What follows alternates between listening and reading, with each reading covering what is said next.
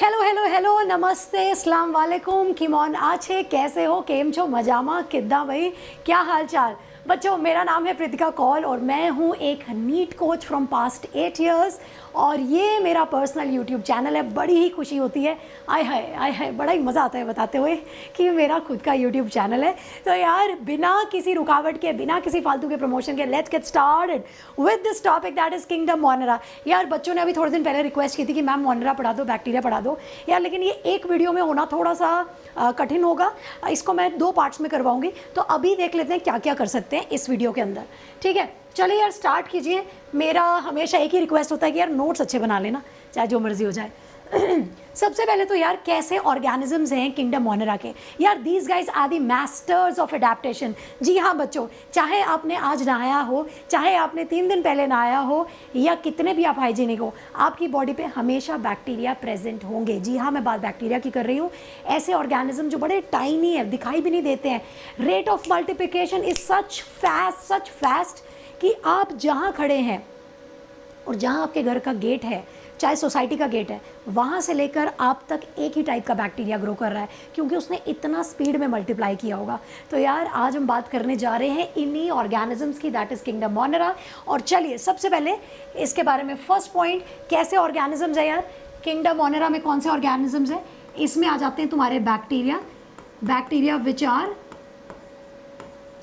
विच are यूनिसेल्ड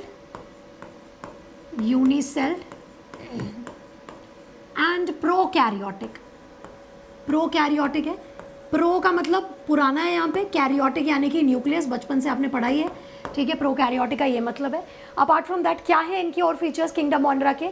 यार इनके बारे में हम लोग ऐसा लिख सकते हैं, एक और पॉइंट, कि इनके जो मेंबर्स हैं वो कभी भी प्रॉपर सेक्सुअल रिप्रोडक्शन से डिवाइड नहीं करते, मल्टीप्लाई नहीं करते। यहाँ पे जनरली आप इनको क्या दिखाई देगा, आपको ए सेक्सुअल रिप्रोडक्शन बहुत कॉमनली दिखाई देता है। कॉमनली रिप्रोड्यूस बाय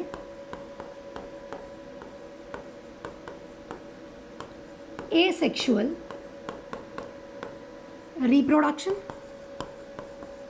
कॉमनली, ठीक है। अपार्ट फ्रॉम दैट और क्या पॉइंट लिख सकते हैं यार, यहाँ पे जब भी सेल डिवीजन होगा that will B A mitotic type. Please ध्यान से बात सुनना मेरी। यार सेल डिवीजन जब भी होगा it will be A mitotic type. यार माइटोसिस क्या होती है आपको बताइए। माइटोसिस के टाइम पे स्पिंडल अपैरेटस बनता है ना, और स्पिंडल अपैरेटस से क्रोमोसोम्स जुड़े रहते हैं, फिर क्रोमोसोम्स अलग से, मतलब आपको बताई होगा वो वाली स्टोरी। तो यार यहाँ पे कभी भी स्पिंडल अपैरेटस नहीं बनता है, और इसी वजह से, इसी कारणवश इसको बोला जाता है ए माइटोटिक टाइप, ठीक है। तो let's write it down that cell division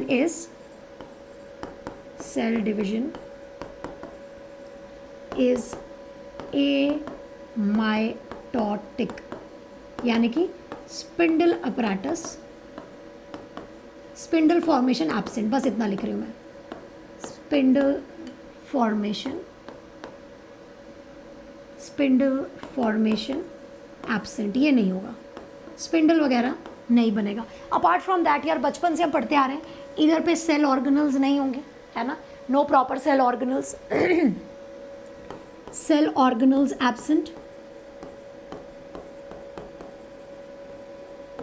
cell organelles absent.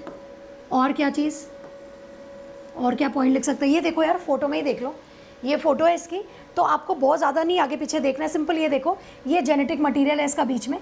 यार कोई सुंदर सा न्यूक्लियस नहीं है, जैसे यूकैरियोट्स में होता था ना बड़ा प्रॉपर सा न्यूक्लियस वगैरह होना, यहाँ पे कोई भी ऐसा न्यूक्लियस टाइप नहीं है, प्रॉपर वेल डिफाइंड न्यूक्लियस नहीं है। सेल ऑर्गेनल्स एब्सेंट है, ज़्यादा अच्छा वर्ड होगा मेम्ब्रेन बाउंड सेल ऑर्गेनल्स लिखना। तो यार आप इसको लिख लो, चाहे ब्रैकेट्स में लिख लो या ऐसे ही लिख लो, membrane bound cell organelles absent, that will be better. membrane bound cell organelles absent, ये एब्सेंट होगा। और जेनेटिक मटेरियल जो है वो एकदम बाहर ही पड़ा हुआ है, कोई बहुत सुंदर सा न्यूक्लियस के बीच में नहीं है। तो यार जेनेटिक मटेरियल इज नेकेड, ठीक है। तो जेनेटिक मटेरियल इज नेकेड, या इसको आप न्यूक्लियोइड बोलते हो या जीनोफोर बोलते हो या इंसिपिएंट न्यूक्लियस कहते हैं, ठीक है। सो न्यूक्लियोइड और नेकेड जेनेटिक मटीरियल,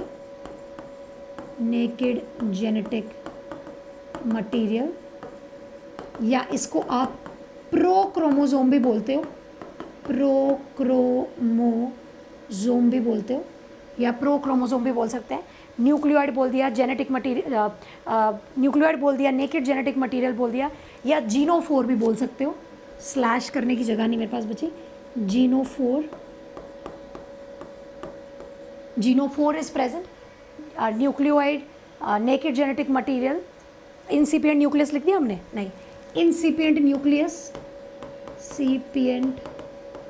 न्यूक्लियस। इन सारी बातों का एक ही मतलब है, यानी कि जेनेटिक मटीरियल नेकेड है in the cytoplasm along with the coiling proteins which are non histone proteins. बच्चों मेरी बात को ध्यान से सुनना। कहने का मतलब है कि जैसे हमारा जेनेटिक मटीरियल है, जितना भी जेनेटिक मटीरियल है, डीएनए बहुत लंबा है, उसको कॉइल करने के लिए कुछ प्रोटीन्स है जो कॉइलिंग में हेल्प करते हैं। वो कॉइलिंग वाले प्रोटीन्स को आप बोलते हो हिस्टोन प्रोटीन्स। लेकिन बैक्टीरिया में हिस्टोन प्रोटीन नहीं होते हैं, नॉन हिस्टोन प्रोटीन होते हैं जिनको बोलते हैं पॉलीअमीन्स। तो यहाँ पे वही चीज़ होगी। तो हमने लिखा न्यूक्लियोइड, नेकेड जेनेटिक मटीरियल या प्रोक्रोमोसोम या जीनोफोर और इंसिपिएंट न्यूक्लियस, विच मीन्स क्या है? That means that naked genetic material, naked DNA with non-histone proteins, non-histones, जिनका नाम क्या मैंने बताया, that is polyamines, lie direct in the cytoplasm, lie directly in the cytoplasm। Cytoplasm में आपको डायरेक्टली ये मिल जाएंगे। कोई मेरे ख्याल से दिख रहा है ना? हाँ। तो यार कई जगहों पे मैंने ये सारे टर्म्स इसलिए साथ में लिख दिए, प्रोक्रोमोसोम या फिर न्यूक्लियोइड या इंसिपिएंट न्यूक्लियस, कि कई बार ना एग्जाम्स में इंसिपिएंट न्यूक्लियस लिखा होता है तो आप बोलते हो वो क्या था, या न्यूक्लियोइड लिखा होता है तो क्या होता है। तो सारी चीज़ें एक ही है, यानी कि जेनेटिक मटीरियल एकदम सामने पड़ा हुआ है और इसमें कोई भी न्यूक्लियस में बाउंड नहीं है। अच्छा, एक और बात याद रखनी है, राइबोसोम कितने टाइप, कौन से टाइप के होते हैं, मेरे पास जगह नहीं बची, मैं यहाँ पे लिख देती हूँ। 70S type ribosomes, 70S ribosomes are found present. ठीक है। So these are the basic features of kingdom Monera. ये बेसिक हमने बातें लिख ली। मेरे ख्याल से ये सब दिखाई दे देना चाहिए। I hope it is visible, I hope. या now moving on to the next point. यार किंगडम मोनेरा तो बहुत सारे कैटेगरीज में डिवाइडेड है, लेकिन एक कैटेगरी है which is with respect to the cell wall. बड़ी स्पेशल है इसकी सेल वॉल। ठीक है, लिखते हैं, नीट में ये आ चुका है कि फंजाई की सेल वॉल और बैक्टीरिया की सेल वॉल में क्या डिफरेंस है, तो हमें ये आना चाहिए। चलो नेक्स्ट पेज पे प्यार से नोट्स बनाते हैं। Let me have a sip of water. Till that mean time आप इसका स्क्रीनशॉट ले लो।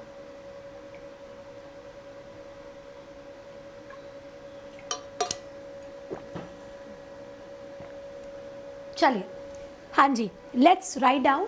सबसे पहले सेल वॉल के बारे में मैं सब लिखवाऊंगी, टेंशन नहीं लेना है यार। देखो, पहले मैं आपको स्टार्टिंग में बता रही हूँ, अभी हम बेसिक फीचर्स कर रहे हैं, फिर मैं इसका क्लासिफिकेशन कराऊंगी बैक्टीरिया का, फिर मैं करवाऊंगी इसके एक feature in detail, like nutrition, like respiration. We will do all of that. Chill करो, मस्त बिंदास रहो, सब हो जाएगा इस वीडियो के अंदर, टेंशन ही नहीं है, लोड ही नहीं लेनी कोई। ठीक है, तो यार लिखना शुरू कीजिए। सेल वॉल किसकी बनी हुई है? Cell wall is made up of, या ऐसा सीधा या ऐसा लिखो, किसका बना है? It is made up of peptidoglycan. और पेप्टिडोग्लाइकन क्या है यार? इट इज़ बेसिकली एक मॉडिफाइड शुगर ही होता है। ठीक है, और ये किसका बना हुआ है? ये ना 2 रिपीटिंग सब यूनिट्स का बना है। अब आप बोलोगे मैम क्या, मेरे को तो कुछ नहीं समझ में आ रहा, मैं तो 11th का एक मासूम बच्चा हूँ, मेरे को नहीं फंडा क्लियर हो रहा। या तो बेसिक इतनी बात समझो कि मान लीजिए एक कोई ब्रिक है, ठीक है, कोई एक ईंट है, ईंट के आसपास कोटिंग लगी होगी जिससे वो बड़ी एक टफ जैसी हो गई। तो आप ऐसे ही मान लो बैक्टीरियल सेल है, इसके आसपास कोटिंग है, that is cell wall. Cell wall किसका बना है? किसी चीज़ का तो बना होगा ना। वो चीज़ है पेप्टिडोग्लाइकन। अब पेप्टिडोग्लाइकन क्या है यार? ये एक शुगर होता है। जैसे आपकी बॉडी प्रोटीन्स की बनी हुई है ना, मसल्स प्रोटीन्स के बने, वैसे इसका सेल वॉल शुगर्स का बना हुआ है। अब शुगर्स में भी और थोड़ा डीप जाके देखते हैं कि कौन से शुगर्स हैं यार। The sugar is peptidoglycan which is a repeating unit made up of NAM plus NAG। ये दोनों रिपीट करते रहेंगे और इससे तुम्हारा पेप्टिडोग्लाइकन बनेगा। ये दो वर्ड है। Now what is NAM, what is NAG, ये चीज़ हमें पता होनी चाहिए यार। NAM stands for N acetyl muramic acid और NAG stands for N acetyl glucose अमीन।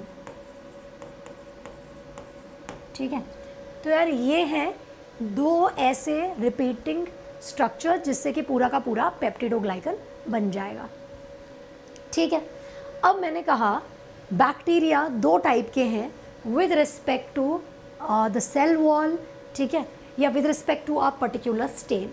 तो हम लोग लिखना शुरू करते हैं बच्चों। बैक्टीरिया दो टाइप का है, मैं ऐसे बना रही हूँ, आप लोग भी ऐसे ही बनाना शुरू कर दो। दो टाइप के हैं, one is gram positive, one is gram negative. यार मैंने ये नोट्स पूरे कंपाइल करके दे रही हूँ, नीट में इससे बाहर से नहीं आएगा, 11th में हो तब तो बिल्कुल बाहर से नहीं आएगा, और 12th पास हो, रिवाइज कर रहे हो 12th के बाद, तब भी इसमें से सब देख सकते हो, सब हो जाएगा। ठीक है, तो यार एक तरफ लिखेंगे ग्राम पॉजिटिव, एक लिखेंगे gram positive bacteria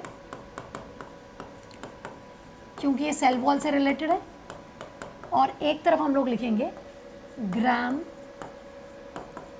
negative bacteria. Gram positive and gram negative bacteria.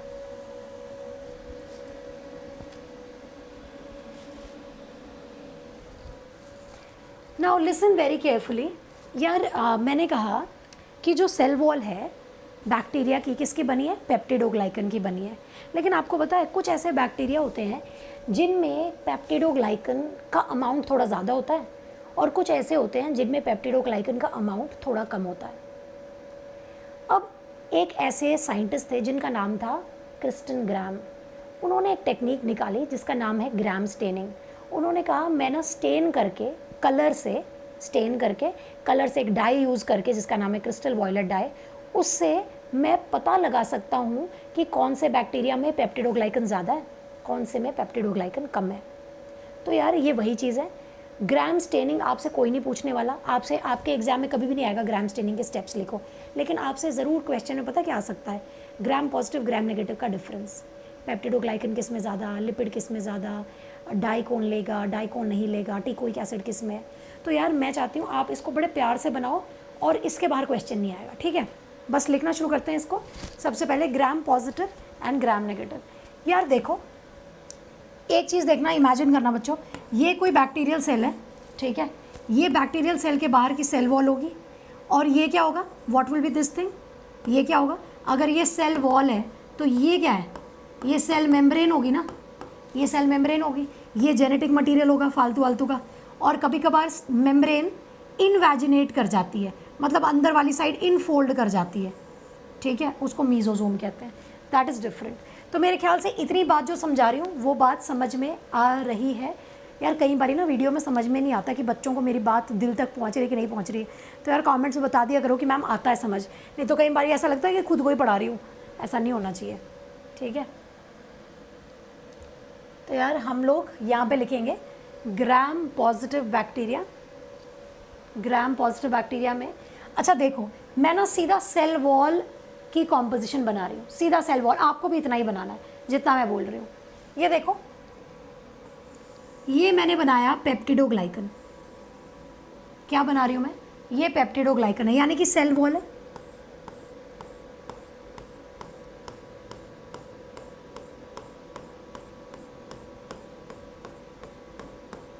This is peptidoglycan.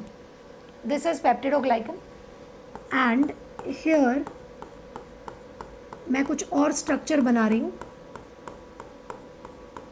Acid like structure. This is teichoic acid. तो ये जो मैंने बनाया दिस इज टिकोइक एसिड। और ये क्या मैंने बनाया, ये मोटा वाला मैंने क्या बनाया, this is peptidoglycan. This is peptidoglycan. ठीक है, ये पेप्टिडोग्लाइकन है। ठीक है जी। पेप्टिडोग्लाइकन के बाद ये सेल वॉल ही हुई ना, पेप्टिडोग्लाइकन की सेल वॉल होती है। उसके नीचे वाला लेयर क्या होगा, प्लाज्मा मेम्ब्रेन होगा। तो यार ये प्लाज्मा मेम्ब्रेन कई बार ऐसे इनवैजिनेट भी कर सकती है। ठीक है, so what is this thing, this is your plasma membrane. This is plasma membrane. ठीक है जी। तो ये हमने देखा gram positive bacteria. Gram positive bacteria को कंपेयर कर रही हूँ अब मैं ग्राम नेगेटिव से। ग्राम नेगेटिव बैक्टीरिया में बहुत ही कम मात्रा में पेप्टिडोग्लाइकन पाया जाता है। सेल वॉल है, ये सेल वॉल ही है, लेकिन ये मैंने पेप्टिडोग्लाइकन बनाई which is very small in amount. देखो वहाँ पे कितनी मैंने ब्रॉड बनाई, यहाँ पे मैं कम बना रही हूँ। So this is peptidoglycan in this one and this is the plasma membrane। ठीक है, ये वही तुम्हारी प्लाज्मा मेम्ब्रेन।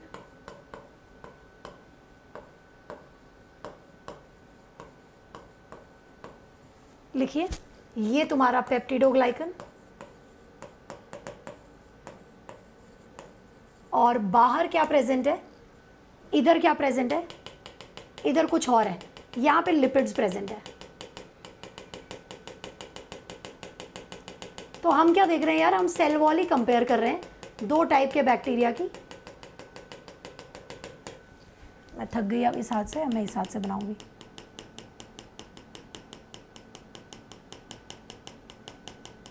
तुम सोच रहे हो कि मैम आप तो बड़े टैलेंटेड हो, दोनों हाथों से लिख लेते हो। नहीं यार, मैं इतनी भी टैलेंटेड नहीं हूँ, डॉट डॉट ही बनाने हैं, तुम भी बनाओ। ठीक है, तो मैंने क्या बनाया यार, ये सेल वॉल बनाई।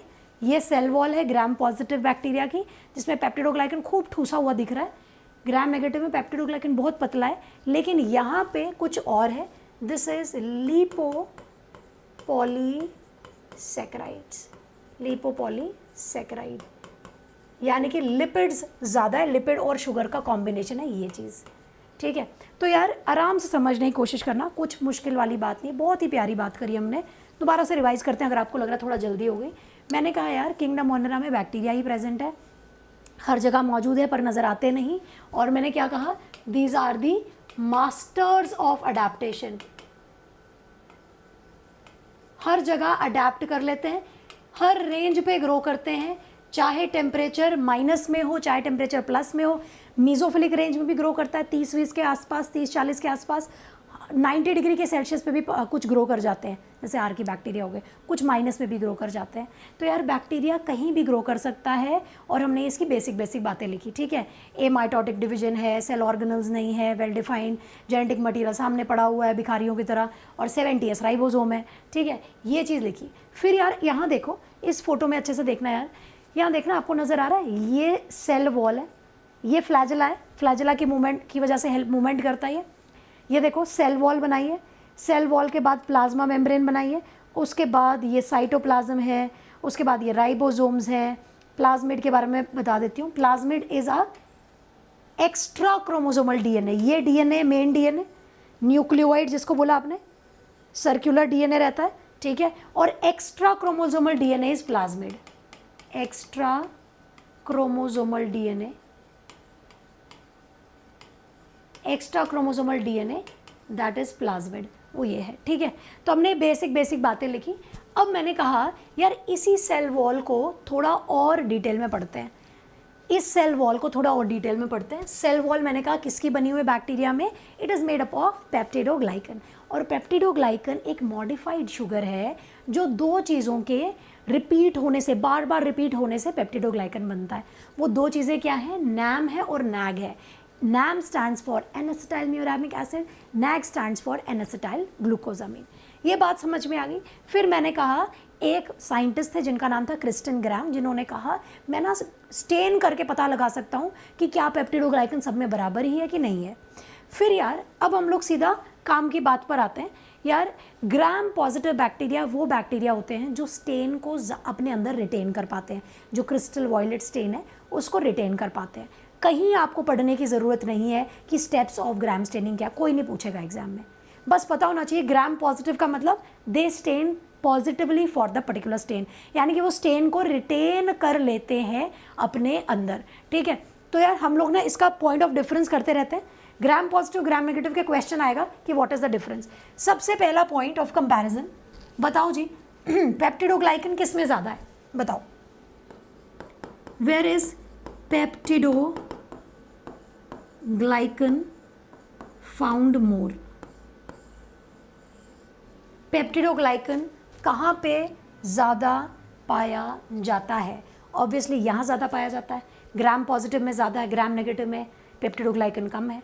तो यार यहाँ पे लिखिए कि पेप्टिडोग्लाइकन इज 60 to 90%, इतना परसेंट पेप्टिडोग्लाइकन यहाँ पर है, और इधर पर ग्राम नेगेटिव में इट इज़ जस्ट 10%, सिर्फ 10% ही पेप्टिडोग्लाइकन पाया जाएगा। सेकेंड, लिपिड्स ज़्यादा कहाँ पर है? Where do you find lipids more? Lipids कहाँ है ज़्यादा? ऊपर देखो ना, मोटा सा हमने क्या बनाया भाई, लिपोपॉलीसेकेराइड। लिपोपॉलीसेकेराइड मतलब लिपिड और सेकेराइड का, शुगर्स का कॉम्पोजिशन। कहाँ ज़्यादा है लिपिड्स? ऑब्वियसली ग्राम नेगेटिव में ज़्यादा है। लिखना शुरू कीजिए, कहाँ पे ज़्यादा कहाँ पे कम? लिपिड्स यहाँ पे आपको मिलेंगे बहुत कम, विच इज़ जस्ट 1 to 4%, और यहाँ पे तो सबसे ज़्यादा है, मैक्सिमम प्रेजेंट है, इट इज़ 11 to 22%। ये डिफरेंसेस लिख लीजिए, बहुत इंपॉर्टेंट है, ज़रूर क्वेश्चन में पूछा जाएगा, एम्स में भी आ सकता है, नीट में भी आ सकता है। This is extra, this is not given in NCERT, पर जहाँ जहाँ मुझे लगेगा ना कि एक्स्ट्रा पढ़ाना है मैं पढ़ा दूंगी, टेंशन नहीं लेना। ठीक है, now third point is teichoic acid कहाँ पे प्रेजेंट है? कहाँ लिखा है हमने टीकोइक एसिड? हमने यहाँ लिखा है ना। So third point is teichoic acid. Teichoic acid, TEI होता है, TEI, टीकोहिक। टीकोहिक, मैंने स्पेलिंग ऊपर ठीक नहीं लिखी थी, यहाँ पे ठीक लिख रही हूँ। I think let me draw, repeat, थोड़ा सा क्लीन करके बनाती हूँ इसको। टीकोइक एसिड,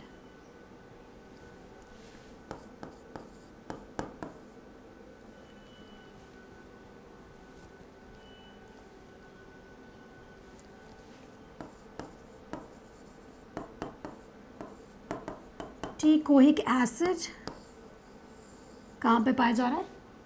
यहाँ पे पाया जा रहा है, इधर इट इज़ प्रेजेंट, सीधा प्लस लिख दूँ मैं, और यहाँ पे इट इज़ एब्सेंट, या फिर यहाँ पे टिक बना देते हैं, टिक और क्रॉस कर लेते हैं, दैट इज़ मोर अंडरस्टैंडेबल। ठीक है, यहाँ पे इट इज़ प्रेजेंट, यहाँ पे it is absent, teichoic acid. Now next point जो आपके एग्जाम्स में पूछा जा सकता है, एक एंजाइम होता है जिसको कहते हैं लाइजोजाइम, जो आपके टीयर्स में प्रेजेंट होता है, वो किसको किल कर सकता है? यार आपको पता है लाइजोजाइम पेप्टिडोग्लाइकन पे इफ़ेक्ट करता है, तभी हम कहते हैं ना कि आंसू आना अच्छी बात है, क्योंकि अगर मान लो आपकी आंखों में कुछ ग्राम पॉजिटिव बैक्टीरिया घूम रहे हैं तो वो ना उस लाइजोजाइम से मर जाते हैं। ठीक है, तो यार हम लोग यहाँ पे लिख लेते हैं next point, effect of lysozyme. Effect of lysozyme, lysozyme,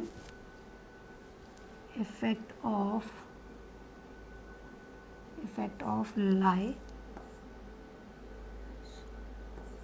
lysozyme, lysozyme effects on the peptidoglycan. तो यार ये कैसा होगा? It is susceptible,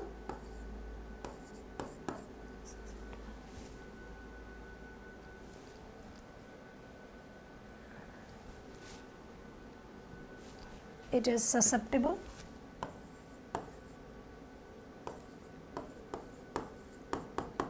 and this one is resistant। इसको कोई फ़र्क नहीं पड़ेगा क्योंकि इसके पास ज़्यादा पेप्टिडोग्लाइकन है नहीं सेल वॉल बनाने के लिए। सेल वॉल तो इसकी लाइपोपॉलीसेकेराइड से, लिपिड से ज़्यादा बन रही है, इसलिए इसको फ़र्क नहीं पड़ेगा। ठीक है, now the last thing that we need to know, कौन से वाला स्टेन को कौन से वाला retains the stain, which one retains the crystal violet stain. Obviously यार बच्चे को भी समझ आ रहा है, जिसके नाम में लिखा है ग्राम पॉजिटिव, यानी कि ये जो क्रिस्टन ग्राम की स्टेन है उसको ये अपने पास रख लेता है, स्टेन को रख लेता है, जिस वजह से इसका नाम पड़ गया ग्राम पॉजिटिव बैक्टीरिया। तो यार लास्ट पॉइंट लिखेंगे ग्राम स्टेन, जिसका नाम आप लोग बोल सकते हो क्रिस्टल वॉयलेट ये स्टेन होती है, ठीक है। ये जेनेटिन वॉयलेट भी बोलते हैं इसको। ये कौन रख पाता है, ये स्टेन हो पाता है या रख लेता है। ये टिक लगा लेती हूँ और यहाँ पे क्रॉस लगा देती हूँ, ठीक है। रिटेन नहीं कर पाता है, ये रिटेन कर लेगा और ये नहीं रिटेन करेगा, सिंपल। या लिख लो रिटेन्स और ये डज नॉट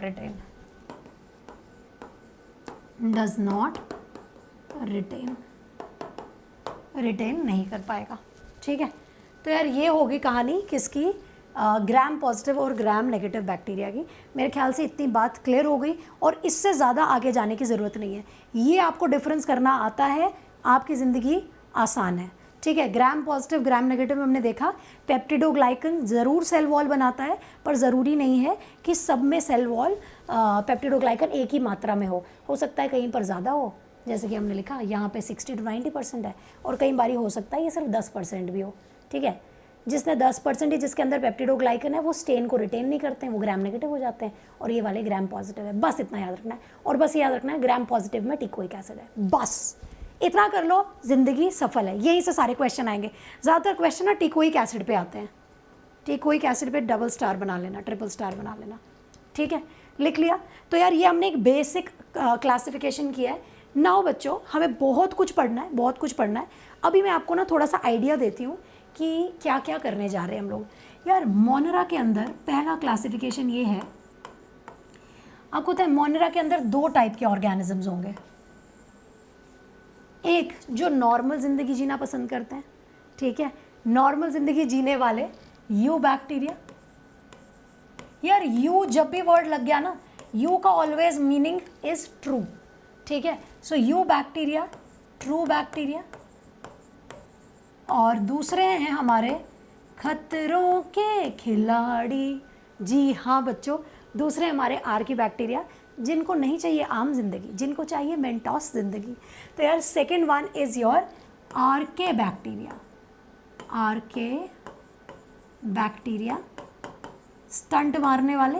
ये एंशियंट है, these are most ancient type of bacteria, ancient bacteria.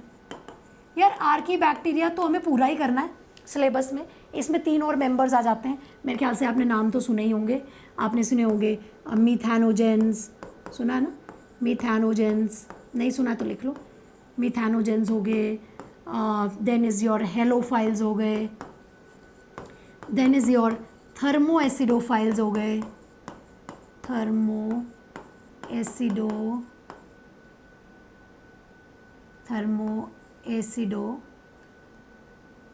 थर्मोएसिडोफाइल हो गए, ठीक है। So these are the members of archaebacteria, ये आर के बैक्टीरिया में आते हैं। यू बैक्टीरिया के अंदर क्या क्या पढ़ना है आप लोगों को। यू बैक्टीरिया के अंदर है बहुत सारे मेंबर्स, लेकिन आपको सिर्फ क्या कर रहे हैं, आपको 2 करने। One is your blue green alga, ठीक है, जिसको आप प्यार से सायानोबैक्टीरिया भी बोलते हो, आधे बच्चों की ज़िंदगी में ये कन्फ्यूजन अभी तक ख़त्म ही नहीं हुआ होगा कि मैम जो ब्लू ग्रीन एल्गी है ये एल्गी है या ये बैक्टीरिया है, ये क्या सरदर्दी है कि ये फंगस है। तो यार मैं आपकी प्रॉब्लम को बिल्कुल समझती हूँ। पता है इसमें कन्फ्यूजन क्यों आता है, यार ये है तो बैक्टीरिया, ये प्रॉपरली मोनेरा है, यानी कि ये प्रोकैरियोटिक है, सेफरेंटियस राइबोसोम्स हैं, लेकिन लोग फिर भी इसको कन्फ्यूज़ होकर एल्गी क्यों समझते हैं। रीज़न ये क्योंकि इसके नाम में एल्गी लिखा हुआ है। यार एल्गी इसको पता है क्यों बोलते हैं, क्योंकि ये दुनिया में ऐसे पहले ऑर्गेनिजम्स थे जिन्होंने फोटोसिंथेसिस करी, और वो भी पता है कौन सी वाली, जिसमें बाई प्रोडक्ट ऑक्सीजन निकाला। तो ऐसी फोटोसिंथेसिस को कहते हैं ऑक्सीजेनिक फोटोसिंथेसिस। तो first time these are the organisms who performed oxygenic photosynthesis. इस वजह से साइंटिस्ट पगला गए भैया इसका नाम क्या रखें, तो उन्होंने कहा चलो इसका नाम रख देते हैं एल्गी, ब्लू ग्रीन एल्गी, क्योंकि इनमें पिगमेंट है ब्लू ग्रीन वाले। और कई साइंटिस्ट इसको प्यार से फर्स्ट एल्गा भी बोलते हैं। अब ये एल्गा तो है नहीं सच में, जस्ट टू से कि ये प्लांट्स के जैसा है तो इसलिए एल्गी के जैसा, इसलिए फर्स्ट एल्गा। अब आधे बच्चे बोलेंगे मैम फोटोसिंथेटिक तो ब्रायोफाइट भी होते हैं, टेडोफाइट्स भी होते हैं, तो इसको एल्गा के साथ ही क्यों सिमिलैरिटी बनाई यार? क्योंकि एल्गी की बॉडी अनडिफरेंशिएटेड है, बहुत ज़्यादा ट्रू स्टेम ट्रू रूट वगैरह नहीं है, और इसकी भी बॉडी बहुत ज़्यादा डिफरेंशिएटेड नहीं है। तो समझदारी तो यही होगी ना कि इसको एल्गे का भाई बनाए रादर देन सीधे एंजियोस्पर्म का जिसमें फूल वूल उग रहे हैं, उसके साथ तो सही नहीं रहेगा ना। तो इसलिए इसको फर्स्ट एल्गा भी बोलते हैं या ब्लू ग्रीन एल्गा भी बोलते हैं, बट असलियत में ये बेचारा बैक्टीरिया, एल्गी नहीं है ये। ठीक है, I hope that should be clear. ठीक है, तो साइनोबैक्टीरिया है तुम्हारे सिलेबस में, और तुम्हारे सिलेबस में है mycoplasma. What else? Mycoplasma is there. अच्छा, माइकोप्लाज्मा पे ना जनरली बच्चे सोचते हैं चलना इस पे कौन सवाल करेगा यार। माइकोप्लाज्मा की रेस्पिरेशन पे क्वेश्चन आता है कि क्या these can survive without oxygen, not so, जो भी है, तो रेस्पिरेशन पे क्वेश्चन आएगा। ब्लू ग्रीन एल्गी में इकोनॉमिक इंपॉर्टेंस पे क्वेश्चन आएगा। मैं यहाँ नहीं लिख रही हूँ, नहीं तो मेरे नोट्स गंदे हो जाएंगे, और आप अपनी कॉपी में कहीं लिख लो, चाहे यहाँ पे लिख दो इसकी इकोनॉमिक इम्पॉर्टेंस, इकोनॉमिक इम्पॉर्टेंस, इस पे सवाल आएगा, ऐसा लिख दो। और इसमें किस पे आएगा? इसकी रेस्पिरेशन पर आएगा। इसकी 4 लाइनें लिखी हैं, वो चारों लाइनें इंपॉर्टेंट है। ठीक है, अच्छा अब आते हैं हम लोग, ये तो एक था, ये मैं क्लीन कर रही हूँ यार, मेरे को नहीं अच्छा लग रहा है इसको यहाँ पे लिखना, आपको मैंने बता दिया ना, आप लिख लो अपनी जगह पे। ठीक है, so this is one thing. तो यार आज की क्लास में मैं कोशिश करूँगी इस वीडियो के अंदर ये तुम्हारा आर्कीबैक्टीरिया करवा दूँ, और क्या कहते हैं, बैक्टीरिया के लाइफ प्रोसेसेस करा दूँ। तो पहले हमने मोनेरा की ये चीज़ लिखी, मोनेरा के मेंबर्स लिखे, ये क्लासिफिकेशन है। ठीक है, मोनेरा मेंबर्स मान लो, चलो मैं यहाँ पे मेंबर्स ही लिख देती हूँ। ठीक है, मोनेरा मेंबर्स। अच्छा, जब मैं नीट दे रही थी ना, मेरे टाइम पे पता है क्या था? ब्लू ग्रीन एल्गे भी था, माइकोप्लाज्मा भी था, एक्टिनोमाइसिटीज़ भी था, वो भी इसमें ही आता है। एस्कोमाइसिट्स नहीं बोल रही हूँ, एक्टिनोमाइसिटीज़ बोल रही हूँ। वो that is actinomycetes is a type of bacteria, rickettsia वगैरह और भी चीज़ें थी, पर वो अब नहीं है सिलेबस में, आपको सिर्फ ये 2 चीज़ें देखनी है। ठीक है, नाउ नेक्स्ट हमको एक बात लिखनी है। एनसीईआरटी ने एक बड़ी कड़क बात लिखी है। एनसीईआरटी ने लिखा है दैट बैक्टीरिया इज, लिखो आप भी, is simple in structure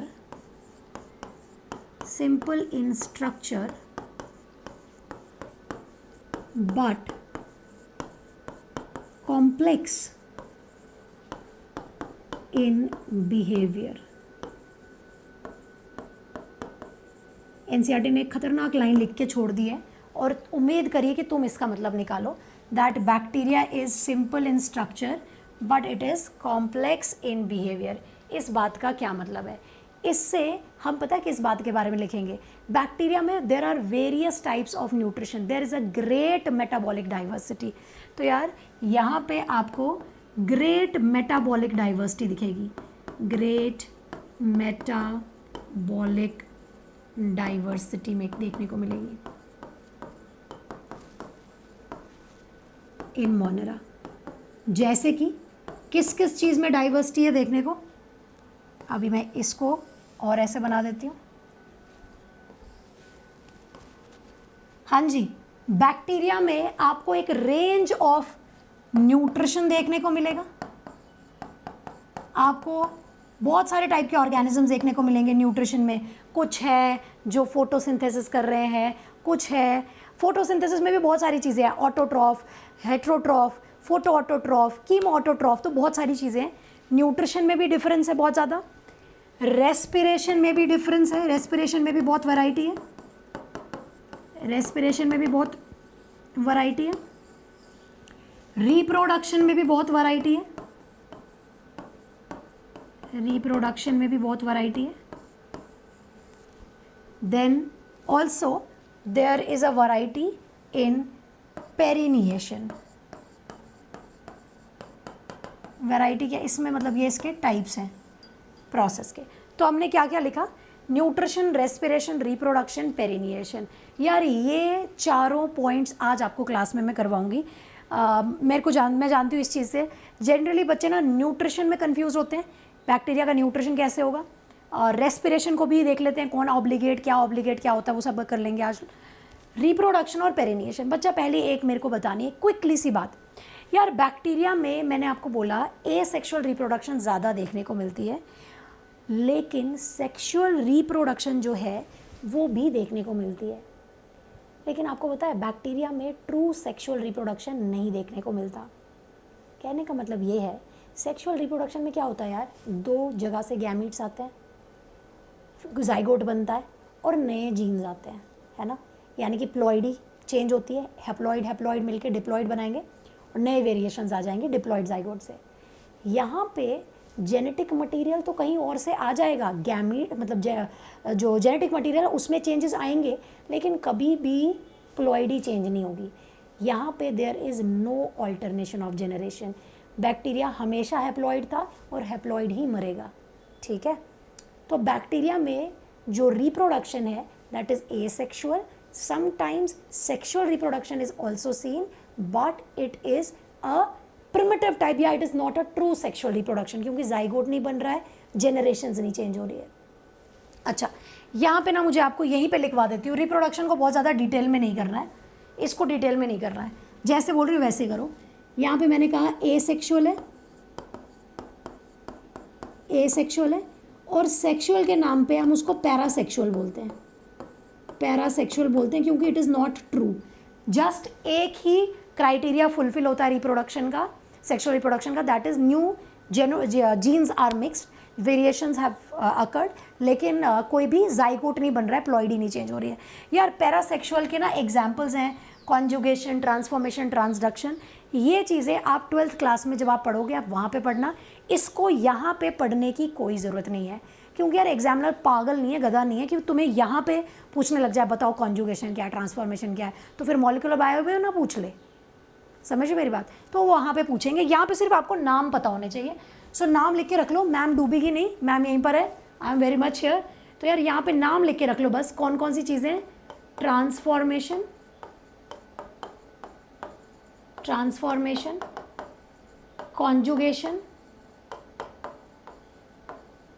conjugation and transduction.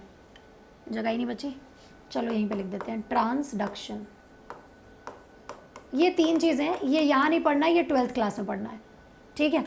और एसेक्सुअल रिप्रोडक्शन में तुम्हारा वही है बाइनरी फिशन, इस पे ना एक न्यूमेरिकल आता है, वीडियो के अंत में तुमसे पूछूंगी, ठीक है। तो यार इसको यहीं छोड़ दो, ये एसेक्सुअल रिप्रोडक्शन वही है यार कि यार एक सेल थी, उसमें सेल डिवीजन हुआ, वो 2 में टूट गई।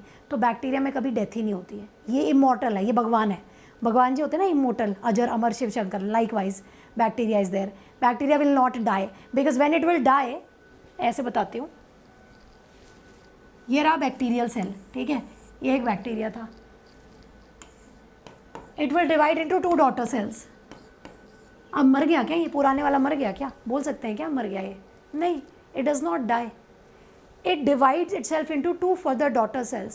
Bacteria shows a rapid state of division, बहुत तेज से मल्टीप्लाई करता रहेगा, ये सेल 2 में टूट जाती है।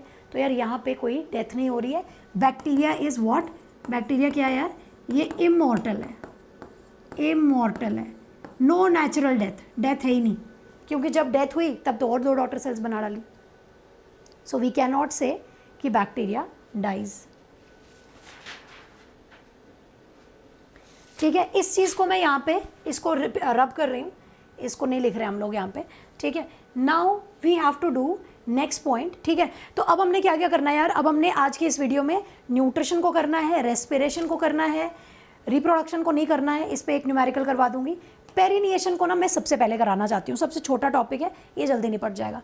यार पेरिनिएशन का क्या मतलब है, आप बताओ, आपको क्या लगता है हिंदी में क्या मतलब लगता होगा, पेरिनिएट का मतलब क्या होगा, पेरिनिएशन का क्या मतलब होगा, सोचो, कुछ तो सोचो।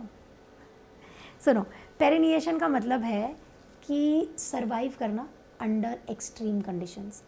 जैसे मान लो तुम्हें डांट पड़ रही होती है, हम कैसे डीठ बन जाते हैं, एकदम थिक कोट बना लेते हैं, या मान लो मम्मी से चांटा पड़ रहा है, पीठ पर मार रही है मम्मी, तो हम ऐसे बैठ जाते हैं कि मार लो मम्मी जितना मारना है, मेरे बड़े थिक कोट्स हैं, है ना। तो वैसे यार बैक्टीरिया की ज़िंदगी भी है, मस्त ज़िंदगी है। बैक्टीरिया कहता है यार मान लो मुझे पानी नहीं मिला, मान लो मुझे न्यूट्रिशन नहीं मिला, तो क्या मैं मर जाऊँ? तो क्या मर जाऊँ? नहीं, मैं मरेगा नहीं यार। ये क्या करेगा, ये ना अपने आप को बड़ा ही टाइट, बहुत ही एक कोट में रख लेता है, बहुत ही एक टफ कोटिंग अपने अराउंड बना लेता है, और जिस कोट को या जिस पूरे स्ट्रक्चर को आप बोलते हो एंडोस्पोर। तो पेरिनिएशन का मतलब है यार, जब एडवर्सिटीज़ होंगी तब ये पेरिनिएट कर जाएगा, यानी कि सर्वाइव कर जाएगा। किस तरीके से कर जाएगा? By making a endospore. नहीं आई बात समझ में? अभी डायग्राम देखो, अभी सब समझ में आएगा। तो यार पहले मैं आपको एक फ़ोटो दिखाती हूँ एंडोस्पोर की। Let me show you, this is an endospore, this is a bacterial endospore. देख लीजिए, एक मिनट में लाइट सेट करती हूँ, यहाँ लाइट की दिक्कत बहुत है।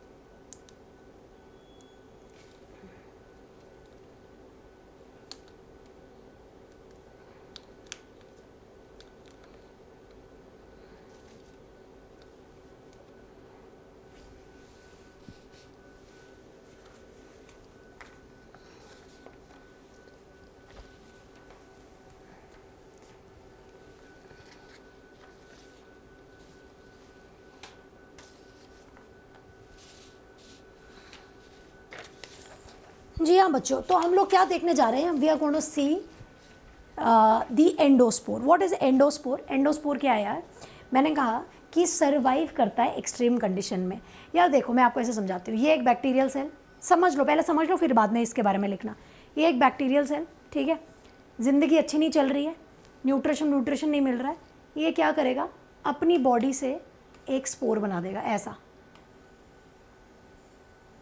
ये देखो क्या किया, ये आप देख रहे हो, एक स्पोर जैसा स्ट्रक्चर सा बना दिया, फिर ये पीछे वाला डिलीट हो जाएगा और यही ग्रो करेगा ऐसे। दिस इज़ अ एंडोस्पोर, ठीक है। एंडोस्पोर क्या है यार? Endospore is multi layer thick, बड़ा ही थिक कोट है इसके अराउंड, और इसमें मेटाबॉलिज्म स्लो होगा, पानी का कंटेंट स्लो होगा, क्योंकि पानी का कंटेंट कम होगा, क्योंकि वैसे ही न्यूट्रिशन वगैरह नहीं है, तो अपने पास हल्का फुल्का पानी रख लेगा, हल्का फुल्के न्यूट्रिएंट्स एक्यूमुलेट करके रख लेगा।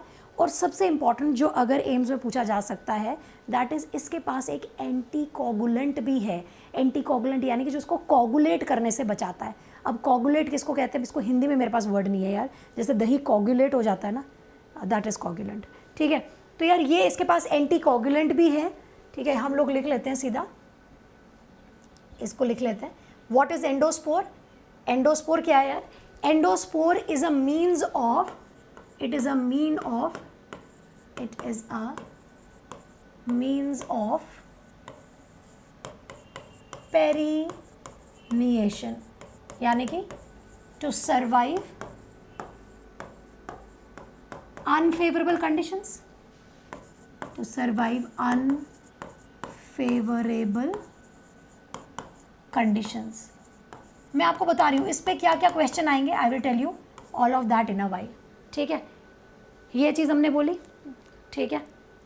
नाउ एक सेल से, अब आधे बच्चों के मन में सवाल होगा ना कि मैम ये तो वैसा ही हो रहा है, डिवीजन जैसा ही हो रहा है।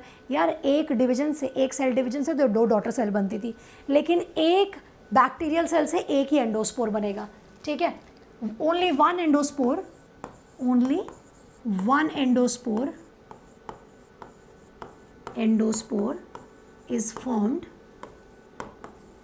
is formed from one cell, from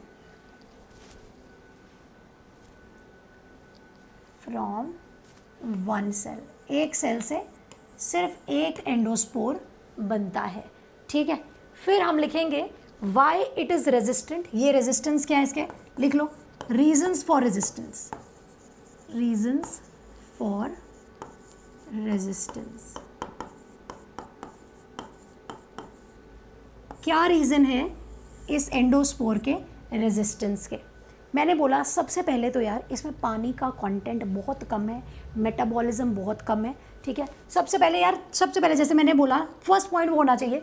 मैंने कहा ना, जब हमें डांट पड़ती है तो हम कैसे हो जाते हैं, एकदम थिक वॉल्ड हो जाते हैं कि डांटो हमें जितना डांटा, मारो जितना डांटा, हम एकदम थिक वॉल होके बैठ जाएंगे। तो सबसे पहले आप देखो, ये देख, सब इसमें ना कुछ ज़्यादा याद करने की ज़रूरत नहीं है। ये देख लो यार, इतना मोटा कोट ही बना हुआ है इसके आसपास, ये वही है, लेयर्स हैं इसकी, layers around it, these are the layers around it.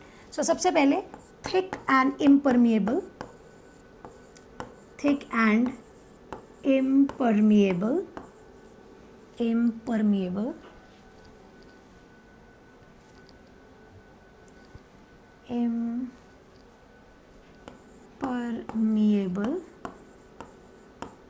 ठीक है, इम्परमिएबल स्पोर कोट, ठीक है, कोट इसके आसपास लगा हुआ है, ठीक है, इस स्पोर का एक कोट लगा हुआ है।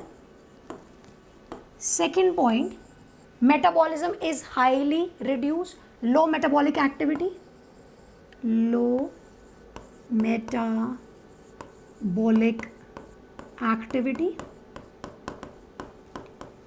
Metabolic activity, low water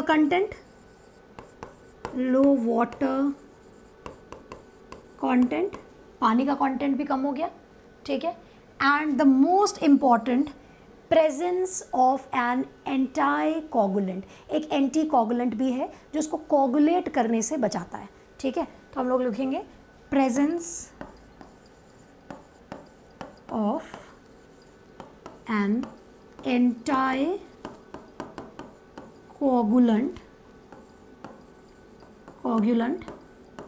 that is, आपको नाम याद रखना पड़ेगा, calcium DPA complex. What is that? Full form है calcium डाइपाइकोलिनिक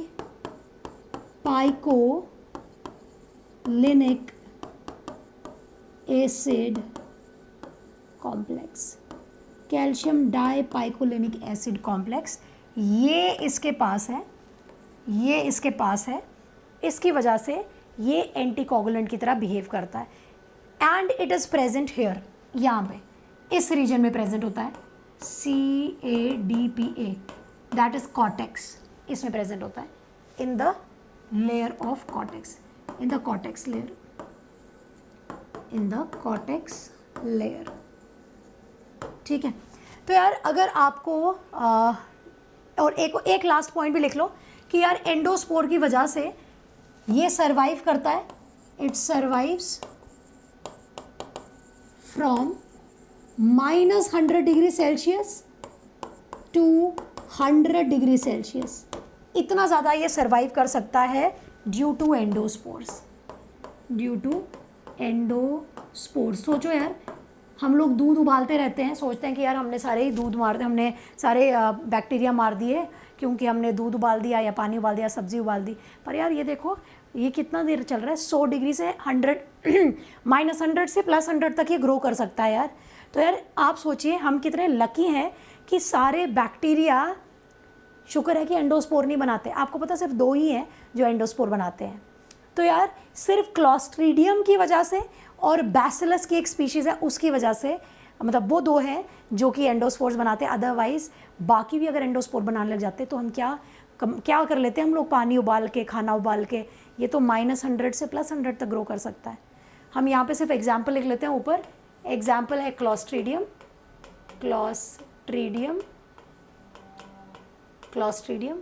and bacillus, Clostridium and bacillus anthracis, yes bacillus anthracis, यार मेरे को इसका नाम याद नहीं आ रहा स्पेलिंग, तो मैं इसको यहीं छोड़ रही हूँ, एंथ्रेसिस ही होता ना, हाँ ठीक है। Anyhow I am leaving it here. Now हम लोग ने क्या क्या किया, एंडोस्पोर के बारे में सारी जानकारी लिख ली, आप इसका स्क्रीनशॉट ले लीजिए, let me also take a sip of water, आप लोग ले लीजिए स्क्रीनशॉट।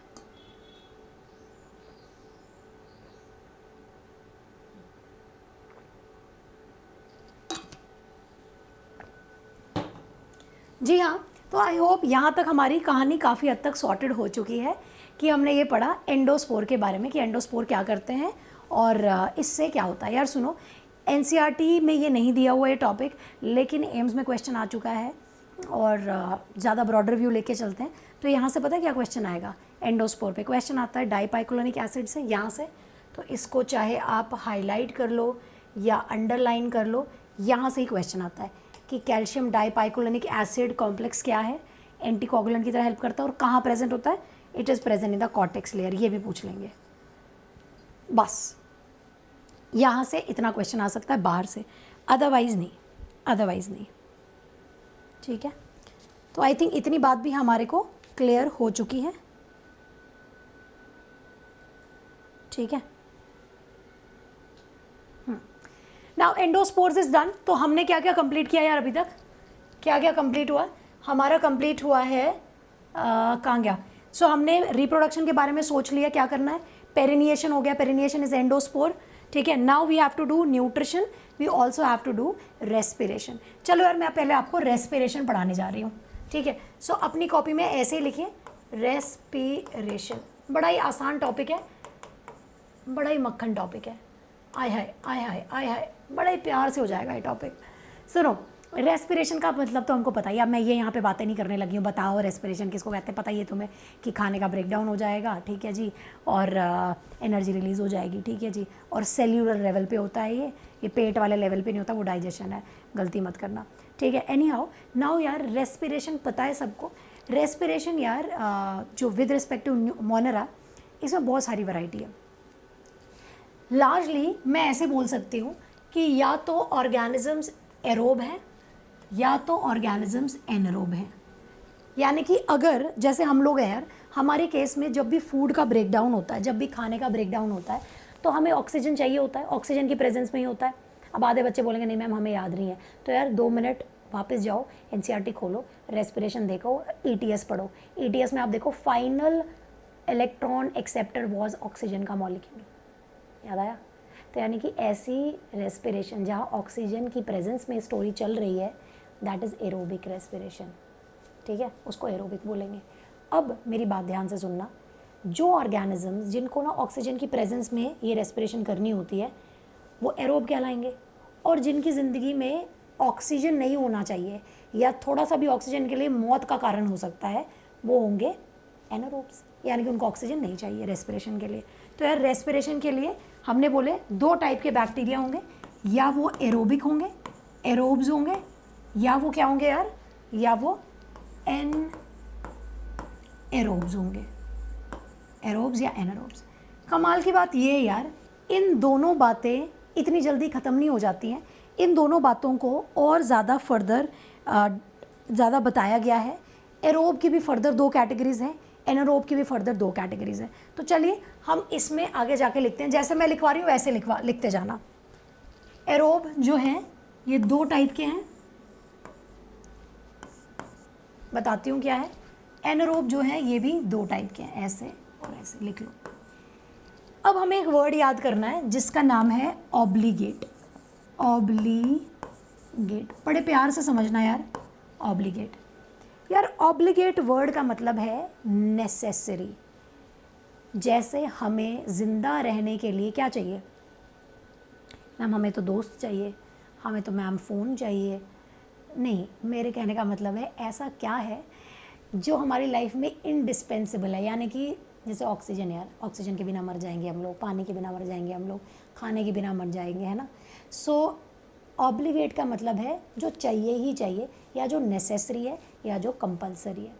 ठीक है, अब अगर मैं आपको एक वर्ड बोलूँ ऑब्लिगेट एरोब, इसका क्या मतलब होगा?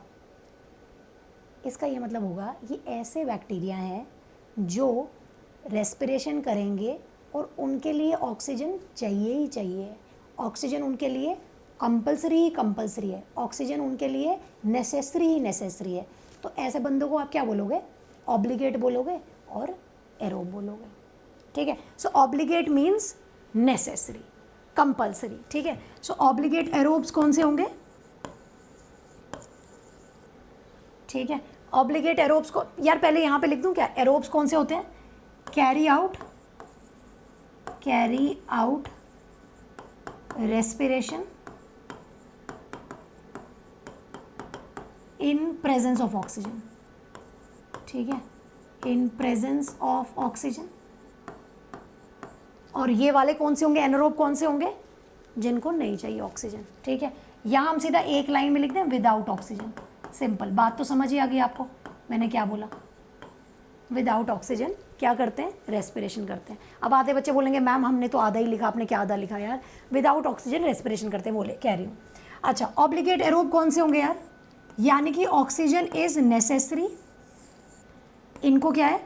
ऑक्सीजन इज नेसेसरी या कंपल्सरी एंड विल डाई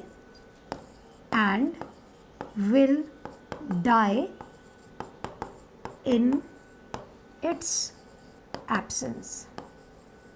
ठीक है, ऑक्सीजन की एब्सेंस में ये मर जाएंगे, इनको मौत आ जाएगी अगर इनको ऑक्सीजन नहीं मिला। इनको अगर रेस्पिरेशन करनी है तो ऑक्सीजन चाहिए ही चाहिए, जैसे यार हम लोग हैं। ठीक है, जैसे हम लोग हैं। एग्जाम्पल, इसके एग्जाम्पल्स पे ज़्यादा क्वेश्चन नहीं आते, पर आपको अंडरस्टैंडिंग होनी चाहिए। एग्जाम्पल हो गया क्लोरेला, या तुम्हारा विब्रियो कॉलरा बोलने वाली थी मैं, विब्रियो कॉलरा। तो यार इसको मैं ऐसे लिख देती हूँ, विब्रियो कॉलरा।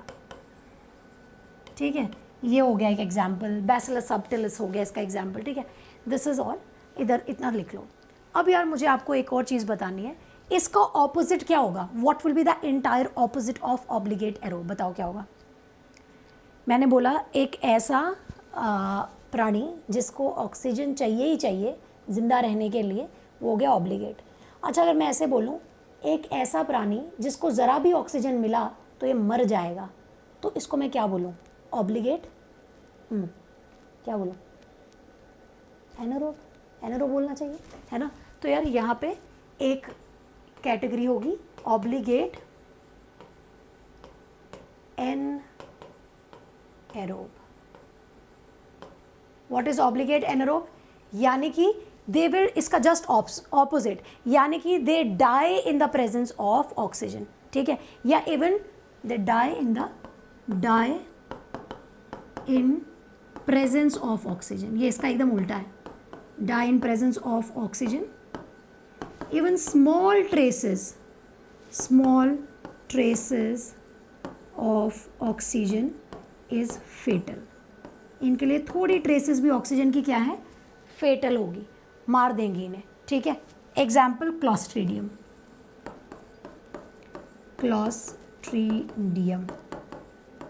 Example Clostridium. ठीक है, ये हो गया ऑब्लिगेट एनएरोब। अब बड़े ध्यान से हमने एक बात याद रखनी, एक वर्ड याद रखनी है।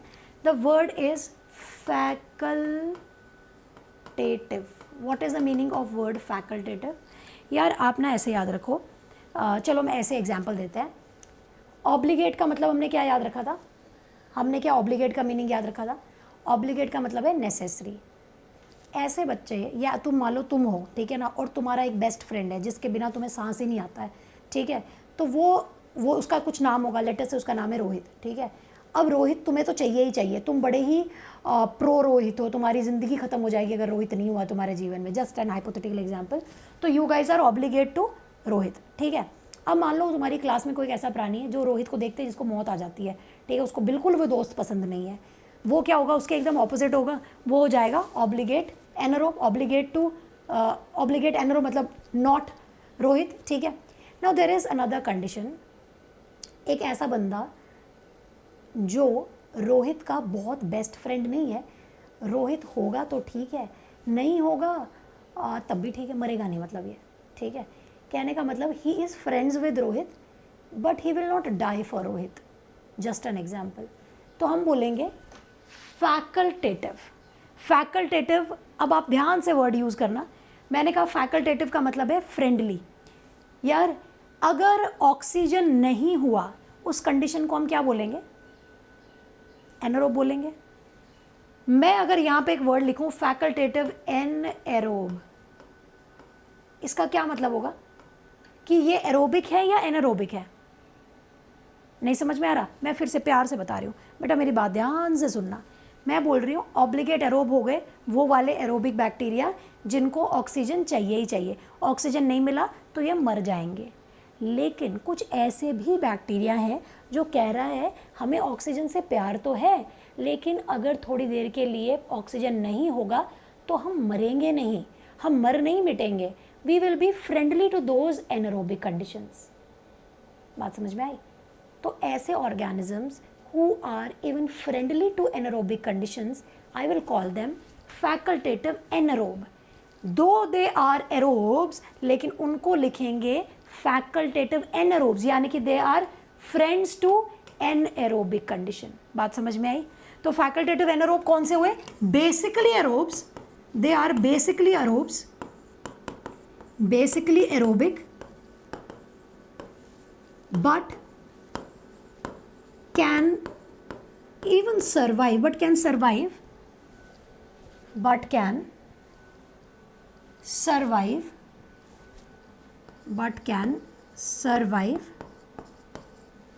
even in absence of oxygen, even in absence of oxygen they can still survive. ठीक है, एग्जाम्पल हो गया इकोलाई, एग्जाम्पल होगा सूडोमोनास, बस इकोलाई लिख लो काफ़ी है। ठीक है, तो यार फैकल्टेटिव एनारोबिक क्या हुए, ऐसे बैक्टीरिया जो हैं एरोबिक लेकिन अगर ऑक्सीजन नहीं हुआ तो मर नहीं जाएंगे, ये एनारोबिक कंडीशंस के साथ दोस्ती कर लेंगे। तो यार आप कंफ्यूज नहीं होना, यहाँ पे ये मत लिख देना फैकल्टेटिव एरोब, उसका मतलब कुछ और हो जाएगा। It is friendly to aerobic condition, it is friendly, that is not its first choice, यानी कि वो हो जाएंगे एनारोबिक, है ना। तो दोबारा से बोल रही हूँ, फैकल्टेटिव एनारोब कौन से हुए, बेसिकली एरोबिक, लेकिन अगर ऑक्सीजन नहीं है, एरोबिक कंडीशन नहीं है तो ये मरेगा नहीं, ये दोस्ती कर लेगा ऐसी कंडीशन से। लाइकवाइज इसका ऑपोजिट क्या होगा, इसका ऑपोजिट होगा फैकल्टेटिव क्या, एरोब। फैकल्टेटिव एरोब कौन से होंगे, यानी कि बेसिकली एनारोबिक, यानी कि इनको ऑक्सीजन अच्छा नहीं लगता है, इसको रोहित अच्छा नहीं लगता है, लेकिन अगर रोहित आ भी गया ना तब भी कहेंगे चलो ठीक है हम मर नहीं रहे हम। ठीक है, तो फैकल्टेटिव एरोब कौन से हो गए, यानी कि these are basically what are they basically, they are basically anaerobic but can also survive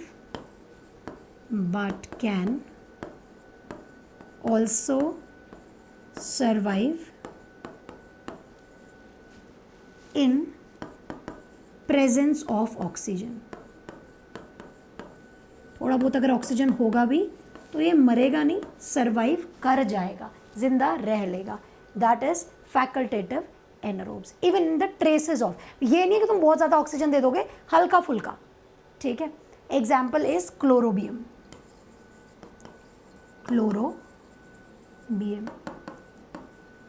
ठीक है जी। तो यार ये हम लोगों ने क्या कंप्लीट कर दिया, रेस्पिरेशन कंप्लीट कर लिया। हमने कहा या तो बैक्टीरिया एरोबिक हैं या तो बैक्टीरिया एनारोबिक हैं। अगर उन्हें ज़िंदगी में ऑक्सीजन अच्छा लगता है तो वो एरोब हैं, नहीं अच्छा लगता है तो एनारोब है। एरोबिक के दो कंडीशन, ऑब्लिगेट यानी कि चाहिए ही चाहिए ऑक्सीजन, नहीं होगा तो मर जाएंगे, और अगर थोड़ा बहुत नहीं भी है तब जी लेंगे, तो that becomes facultative to anaerobic condition. ठीक है, लाइकवाइज उसका ऑपोजिट ये हुआ। आई थिंक ये क्लियर हो जाना चाहिए। नोट्स जैसे आप बनाओगे आपकी आत्मा में ये नोट्स चलते चले जाएंगे, घुसते चले जाएंगे, घबराओ मत। ठीक है, this is this. Now let us move on to our next topic. तो यार हम लोगों ने रेस्पिरेशन कर दिया, अब आते हैं न्यूट्रिशन पे। न्यूट्रिशन सबसे ज़्यादा रोने वाला है, सबसे ज़्यादा गंदा टॉपिक यही लगता है बच्चों को, लेकिन यार मैं जितना करा रही हूँ, जैसे लिखवा रही हूँ, आप वैसे ही अगर लिख कर आओगे, वैसे ही याद करोगे अपने नोट्स में, आपको कोई टेंशन नहीं लेनी है, आसान हो जाएगा। ठीक है, चलो लेट्स राइट अबाउट न्यूट्रिशन। ठीक है, लेट्स राइट अबाउट न्यूट्रिशन। एक सेकेंड, ठीक है। न्यूट्रिशन के लिए हम लोगों ने पता है क्या करना है, मैं आपको जैसे बताऊंगी वैसे वैसे फॉलो करते जाएं। जस्ट अ सेकेंड,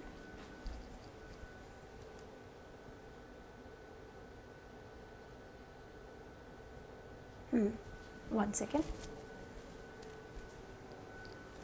न्यूट्रिशन के लिए हम लोग क्या करेंगे यार, यहाँ पे हम लोग लिखेंगे सबसे पहले न्यूट्रिशन,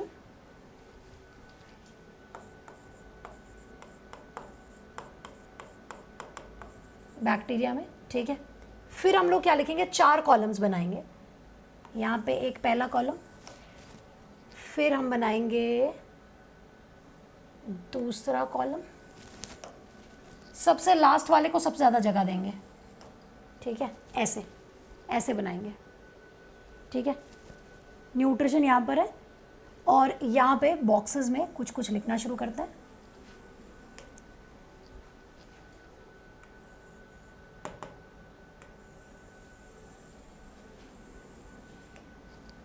ठीक है, न्यूट्रिशन ऐसे ही नोट्स बनाओगे, जैसा बोल रही हूँ वैसे ही करेंगे और अपना दिमाग नहीं चलाएंगे ज़्यादा। ठीक है, ऐसे लिखेंगे, न्यूट्रिशन लिख दिया। न्यूट्रिशन में एक साइड पे आप लोग लिखेंगे मोड, मोड ऑफ न्यूट्रिशन क्या है। दूसरे कॉलम में आप लोग लिखेंगे एनर्जी सोर्स क्या है, एनर्जी सोर्स क्या है। तीसरे कॉलम में आप लोग लिखेंगे कार्बन सोर्स क्या है,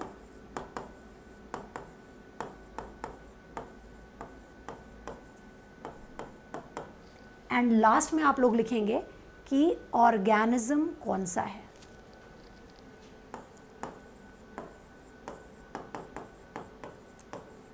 इसमें अपनी कॉपी को टेढ़ी करने की ज़रूरत नहीं है, नॉर्मली रखिए, और इसमें लंबाई में ज़्यादा कंटेंट आएगा तो इसमें विड्थ की आपको टेंशन लेने की ज़रूरत नहीं है, ठीक है। तो यार हमने लिखा mode, energy source, carbon source and organism. Nutrition ऐसे ही करना है। सबसे पहले मैं आपको बताना चाहूँगी न्यूट्रिशन वाइज बैक्टीरिया ना दो टाइप के हैं, एक है ऑटोट्रॉफ जो अपना खाना खुद बनाएंगे, और एक होंगे हेट्रोट्रॉफ जो अपना खाना खुद नहीं बनाएंगे, कहीं और से डिराइव करेंगे। अब यार ऑटोट्रॉफ की फर्दर दो कैटेगरीज हैं, हेट्रोट्रॉफ की भी फर्दर दो और कैटेगरीज हैं। जी हाँ बच्चों, ठीक है। तो आइए स्टार्ट करते हैं। सबसे पहले मोड में सबसे पहले हम लोग लिखते हैं ऑटोट्रॉफ्स, ठीक है। चलिए let's start writing about autotrophs. तो यहाँ पे मैं पहले ऐसे लिख रही हूँ, ऑटोट्रॉफ्स, ऐसा लिखिए ऑटोट्रॉफ्स। सबसे पहले ये ऑटोट्रॉफ्स दो टाइप के, मेरे ख्याल से इस बोर्ड में सिर्फ दो ही आएंगे तो मैं ऐसे ही लिख रही हूँ, ऑटोट्रॉफ दो टाइप के, number 1, number 2। Number 1 autotroph you will write down is photo autotroph, photo autotroph, that is number 1 photo autotroph. या सेकेंड आप लोग लिखेंगे chemo autotroph, chemo autotroph. Photo autotroph को फोटो लिथोट्रॉफ भी बोलते हैं। लिथो का मतलब है इनऑर्गेनिक, ठीक है। ये क्या है आप इसकी टेंशन मत लो, बस आप लिखते जाओ शांति से। सो हमने लिखा फोटो ऑटोट्रॉफ एंड हमने लिखा कीमो ऑटोट्रॉफ। यार हमने बोला ऑटोट्रॉफिक बैक्टीरिया कौन से होंगे यार, जो अपना खाना खुद बनाते होंगे। वो दो टाइप के हैं, फोटो और कीमो। अब आप बोलोगे मैम उसका क्या मतलब है, इधर से और समझ में आ जाएगा। यार मेरे को बताओ प्लांट्स में एनर्जी सोर्स क्या है, what is the source of energy, what is the source of energy in plants. Obviously everybody knows कि ma'am sun is the energy source, light is energy source. यार बैक्टीरिया के case में जहाँ पे energy source हम लोग लिखना शुरू करते हैं, energy source can be sunlight, तो लिखो यहाँ पे सनलाइट है, इसलिए ऐसे बैक्टीरिया का नाम क्या रख दिया हमने, फोटो ऑटोट्रॉफ बोल दिया। कार्बन सोर्स क्या है, कार्बन कहाँ से, जैसे फोटोसिंथेसिस में आप लोग क्या लिखते हो CO2 + H2O, जो भी जिससे पानी मिला, तो कार्बन सोर्स क्या था प्लांट में, CO2 था फोटोसिंथेसिस में। यहाँ पे भी कार्बन सोर्स क्या होगा, वही चीज़ होगा, CO2 होगा, इनऑर्गेनिक कंपाउंड्स हो गए, ठीक है। इनऑर्गेनिक का मतलब ही होता है लिथो, ठीक है। इनऑर्गेनिक मीन्स लिथो, ठीक है। लिथो कंपाउंड्स, एग्जाम्पल CO2 हो गया, this is a carbon source, या बाइकार्बोनेट आयंस हो गए, HCO3, ये हो गए, these are the inorganic sources. अब ऑर्गेनिज्म में सबसे पहले मैं ना आपको एक रिएक्शन लिखवाना चाहती हूँ कि आपको थोड़ा सा दिमाग में घुसे। पहले ऑर्गेनिज्म नहीं लिखेंगे, पहले रिएक्शन लिखेंगे। यार CO2 + H2S will give what, क्या मिलेगा, CO2 + H2S लिखा है मैंने H2O नहीं लिखा है। तो यार CO2 से फिक्स करके शुगर तो बन जाएगा C6H12O6, लेकिन बाय प्रोडक्ट में क्या ऑक्सीजन निकलेगा, नहीं। इस टाइम पे ऑक्सीजन नहीं निकला, इस टाइम पे क्योंकि यहाँ S यूज़ हुआ है तो सल्फर कंपाउंड, सल्फर एंटिटी बाहर आएगी। तो यार ये वाली फोटोसिंथेसिस कैसी है, आपको नहीं लग रहा दिस इज एन ऑक्सीजेनिक, यानी कि एन ऑक्सीजेनिक फोटोसिंथेसिस है, यानी कि ऑक्सीजन जनरेट नहीं हुआ, समझ आ गया। तो यार ये इक्वेशन है, सनलाइट से एनर्जी ले ली, एनर्जी सोर्स सनलाइट है, कार्बन सोर्स है CO2 या ये जैसे दिखा, और यहाँ पे इलेक्ट्रॉन प्रोटॉन डोनर जो भी था दैट इज H2S। यहाँ पे दो टाइप के ऑर्गेनिज्म हैं जिनके आपको नाम याद करने हैं प्यार से, ठीक है। पहला ऑर्गेनिज्म आपको लर्न करना है that is green sulphur bacteria. क्या याद रखेंगे? Number 1 would be example number 1, example 1 that is green sulphur bacteria. अब आधे बच्चे बोलेंगे मैम इसका नाम ग्रीन सल्फर बैक्टीरिया क्यों होता है? राजे इसका नाम ग्रीन सल्फर बैक्टीरिया इसलिए होता है क्योंकि नंबर 1 इसमें पिगमेंट है, सल्फर यूज़ हुआ, आपने देखा इसलिए सल्फर हो गया। आई होप यार ये ग्रीन कलर दिखाई दे रहा है, दिख तो रहा है, green sulphur bacteria. Green sulphur bacteria के अंदर आप देखेंगे एक पिगमेंट प्रेजेंट होता है। पिगमेंट इज बैक्टीरियोविरिडिन, इस पिगमेंट का नाम है, इस वजह से इसका नाम है green sulphur bacteria. This is one example. Second example here is purple sulphur bacteria. Example 2 is purple sulphur bacteria. Purple sulphur bacteria का नाम क्यों ये पड़ा है? सल्फर का रीज़न तो पता चल गया आपको, क्योंकि H2S यूज़ किया था और S बाहर निकला था। पर्पल क्यों है? क्योंकि इनमें पिगमेंट होगा। पिगमेंट का नाम है बैक्टीरियोपर्प्यूरिन।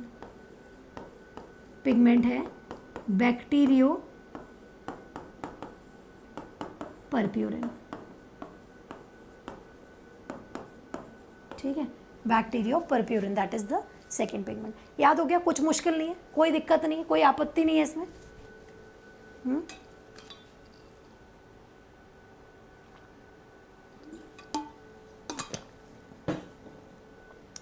Now next is chemo autotroph. Chemo autotroph का क्या मतलब है यार? कीमो से आपको नहीं नाम समझ में आ रहा है? कुछ केमिकल्स की बात चल रही है यार, बड़ी अजीब बात है। आपको पता है यहाँ पे कीमो ऑटोट्रॉफ के टाइम पर energy source is not sunlight, rather it is some inorganic chemicals, कुछ इनऑर्गेनिक केमिकल्स हैं जो कि एनर्जी सोर्स बनाते हैं। Carbon source is same, carbon source यही होगा, CO2 हो गया, बाइकार्बोनेट आयंस हो गए and other related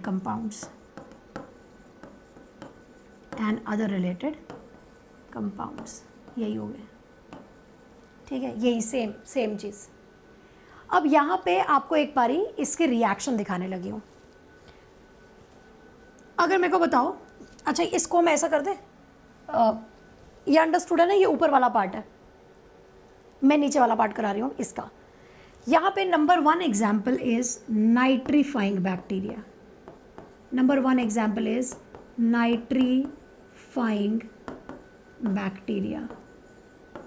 nitrifying bacteria.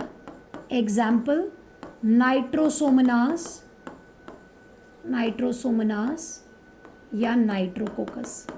अब आप बोलोगे कि मैम ये क्या कर रहे हैं यार? इनकी रिएक्शन पता है कैसी है? CO2 plus NH2 will give what?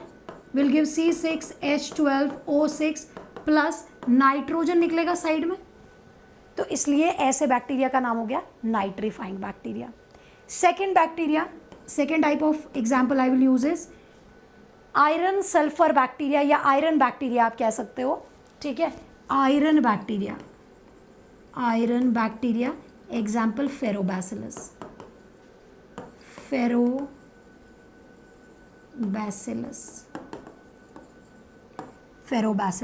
यार इधर पे इक्वेशन कैसी होगी? CO2 लो प्लस FeH2, हाइड्रोजन सोर्स या इलेक्ट्रॉन सोर्स क्या है? FeH2 है, तो क्या होगा? ग्लूकोज तो बनेगा ही बनेगा, C6H12O6, लेकिन साथ में आपको आयरन मिलेगा एज अ बाई प्रोडक्ट। बस इतना ही करना था, कुछ मुश्किल नहीं है, बाकी सब आसान है, सिर्फ इतना ही मुश्किल पार्ट है, बाकी सब इजी है। सिर्फ ये 2 चीज़ें प्यार से करो, हो जाएगा। क्या लिखा हम लोगों ने? Mode of nutrition, it can be autotrophic. Autotrophs हमने लिखे फोटो ऑटोट्रॉफ और कीमो ऑटोट्रॉफ। फोटो ऑटोट्रॉफ प्यार से सूरज की देवता की एनर्जी को लेते हैं, इनऑर्गेनिक कंपाउंड CO2 को यूज़ करते हैं, और ये इनकी रिएक्शन है। पर्पल सल्फर बैक्टीरिया और ग्रीन सल्फर बैक्टीरिया एग्जाम्पल हो गए, और ऐसे काम करते हैं। H2S को लेते हैं इलेक्ट्रॉन डोनर। कीमो ऑटोट्रॉफ में सनलाइट को नहीं चूज़ करेंगे एनर्जी सोर्स, वो कुछ इनऑर्गेनिक केमिकल से एनर्जी निकालते हैं। और ऐसे करते हैं, nitrifying bacteria, iron bacteria, very easy. Nitrifying bacteria ने NH2 यूज़ किया, N बाहर निकाल दिया। इसने आयरन सल्फर बैक्टीरिया ने आयरन का कुछ कंपाउंड यूज़ किया तो आयरन एंड में बाहर निकाल दिया। So this is the mode of nutrition for autotrophs. ये सिर्फ ऑटोट्रॉफ किया। अब आपकी कॉपी ऐसी ही होगी, आप नीचे चलते चलते 2 और आपको लिखने हैं, दैट वुड बी हेट्रोट्रॉफ्स। ठीक है, वो हम बाद में करेंगे, नेक्स्ट पेज पे करेंगे, आप लोग नीचे इसी पेज पे कंटिन्यू करिएगा। ठीक है, सो नेक्स्ट पेज पे हम लोग लिख लेते हैं सेम यही तरीके से। ठीक है, सेम यही तरीका। यहाँ पे हमने लिखा टाइप, यहाँ लिखा एनर्जी सोर्स, यहाँ लिखा कार्बन सोर्स, यहाँ लिखा ऑर्गेनिज्म। ठीक है, तो यहाँ पे mode, energy source,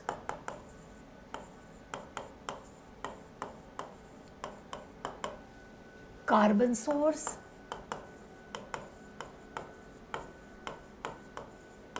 and last would be organism. That would be organism. ठीक है, अब हमने यहाँ पे ऑटोट्रॉफ लिख लिए। अब आपको अपनी कॉपी में यहीं पर लिखना है ऐसे ही हेटेरोट्रॉफ। लिखो यहाँ पे ऐसा डब्बा बना के, हेटेरोट्रोफ्स,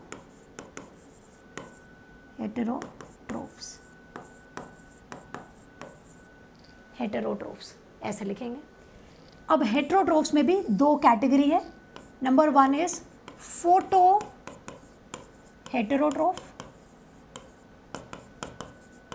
फोटो हेटेरोट्रोफ बोलते हैं, या फिर इनको बोला जाता है फोटो ऑर्गेनोट्रोफ। ये इनके दूसरे नाम है।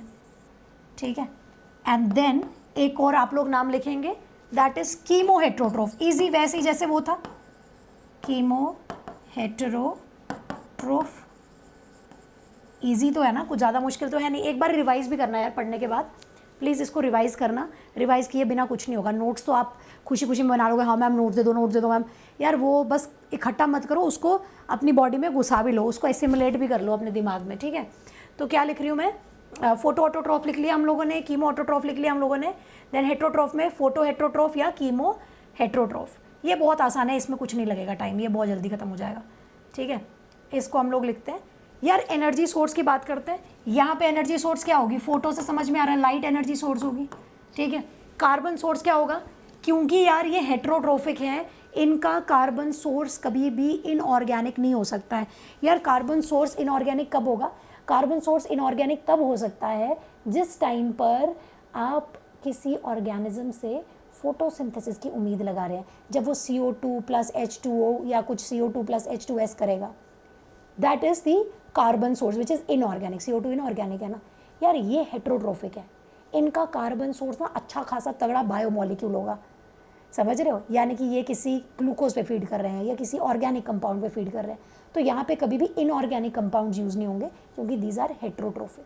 ठीक है, तो लिखेंगे हम लोग, सो जैसे कि यहाँ पे light, carbon source will be organic compounds, organic compounds, organic compounds, specially non sulphur. Sulphur तो कभी भी नहीं होगा, स्पेशली नॉन सल्फर। ठीक है, ये है। अब इसके एग्जाम्पल बड़े ही आसान, बड़े ही easy. Example number 1, green non sulphur bacteria. क्या मस्त याद करने के लिए, नॉन सल्फर बैक्टीरिया। और दूसरा नाम आपको पता ही होगा, क्या लिखे, पर्पल नॉन सल्फर बैक्टीरिया। खत्म। Example 2, purple non sulphur bacteria, purple non sulphur bacteria. बस इतना ही है। अब आप बोलोगे तो मैम हम इनके बारे में लिख ही क्यों रहे हैं, ग्रीन सल्फर और नॉन सल्फर। यार इनके पिगमेंट सेम ही है, पिगमेंट इनके अंदर वही है, बैक्टीरियोपर्प्यूरिन पर्पल में होगा, बैक्टीरियोविरिडिन ग्रीन में होगा, पिगमेंट सेम ही है। लेकिन क्योंकि अब ये कैसे हो गए, अब ये ना किसी और पे खाना खाते हैं, खुद से खाना नहीं बनाते हैं, पर इनके अंदर पिगमेंट वही है, ग्रीन, हरा और पर्पल, तो इसलिए इनका नाम फिर भी रहेगा ग्रीन नॉन सल्फर और purple non sulphur bacteria. Last में आ जाते हैं कीमो हेटेरोट्रोफ। यहाँ पे बड़ा ही मस्त है, इसमें कुछ नहीं लिखना है. Light energy source is also organic compound. Energy source is also an organic compound. Then coming to carbon source is also some organic compound.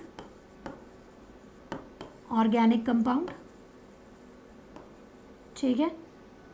Lastly ये कौन से ऑर्गेनिज्म होंगे? बहुत ही आसान. ये दुनिया में जितने भी वो पैरासाइट, सैप्रोफाइट, पैरासाइट, डीकम्पोजर्स, ये वही हैं. डीकम्पोजर्स, पैरासाइट, ये सब वही हैं. यानी कि खुद कुछ करना ही नहीं नलायकों ने, इन्होंने फीड ही करना है किसी और के ऊपर. That's the only thing. इसको आप नोट कर लीजिए.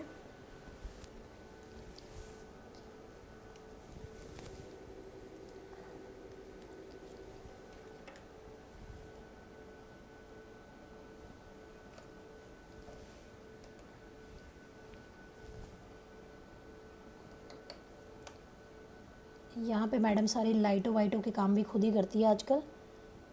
तो यार मैं बीच बीच में लाइटें ठीक कर रही होती हूँ. आपको ये ना लगे कि मैम कहाँ चलेगी. Ma'am is very much here. बन रहे हैं कुछ नोट्स वोट. तुम्हें समझ भी आ रहा है कि मैं सिर्फ अपने साथ ही बातें करती हूँ? ये मुझे बता भी दिया करो. मेरे को फॉलो कर लेना इंस्टाग्राम पे मेरे, और मेरे फेसबुक पे नहीं. फेसबुक पे आई डोंट कम. ठीक है, दैट इज़ अ पुरानी स्टोरी. अब कोई नहीं होता है. इंस्टाग्राम पे I am very much active. Telegram को भी ज्वाइन कर लेना, डिस्क्रिप्शन में मिल जाएगा. और टेलीग्राम से आप मुझसे नोट्स ले सकते हो ये सारे. तो we can do that. Do follow me there. और यार बता देना, लाइक वाइक भी कर सकते हो, डिसलाइक भी कर सकते हो. मैं कभी नहीं बोलती लाइक करो प्लीज़, लाइक करो. क्यों लाइक करो? नहीं अच्छा लग रहा तो नहीं लाइक करेंगे. ज़बरदस्ती है क्या? भारत है हमारा, जो मन करे. सबको आज़ादी है.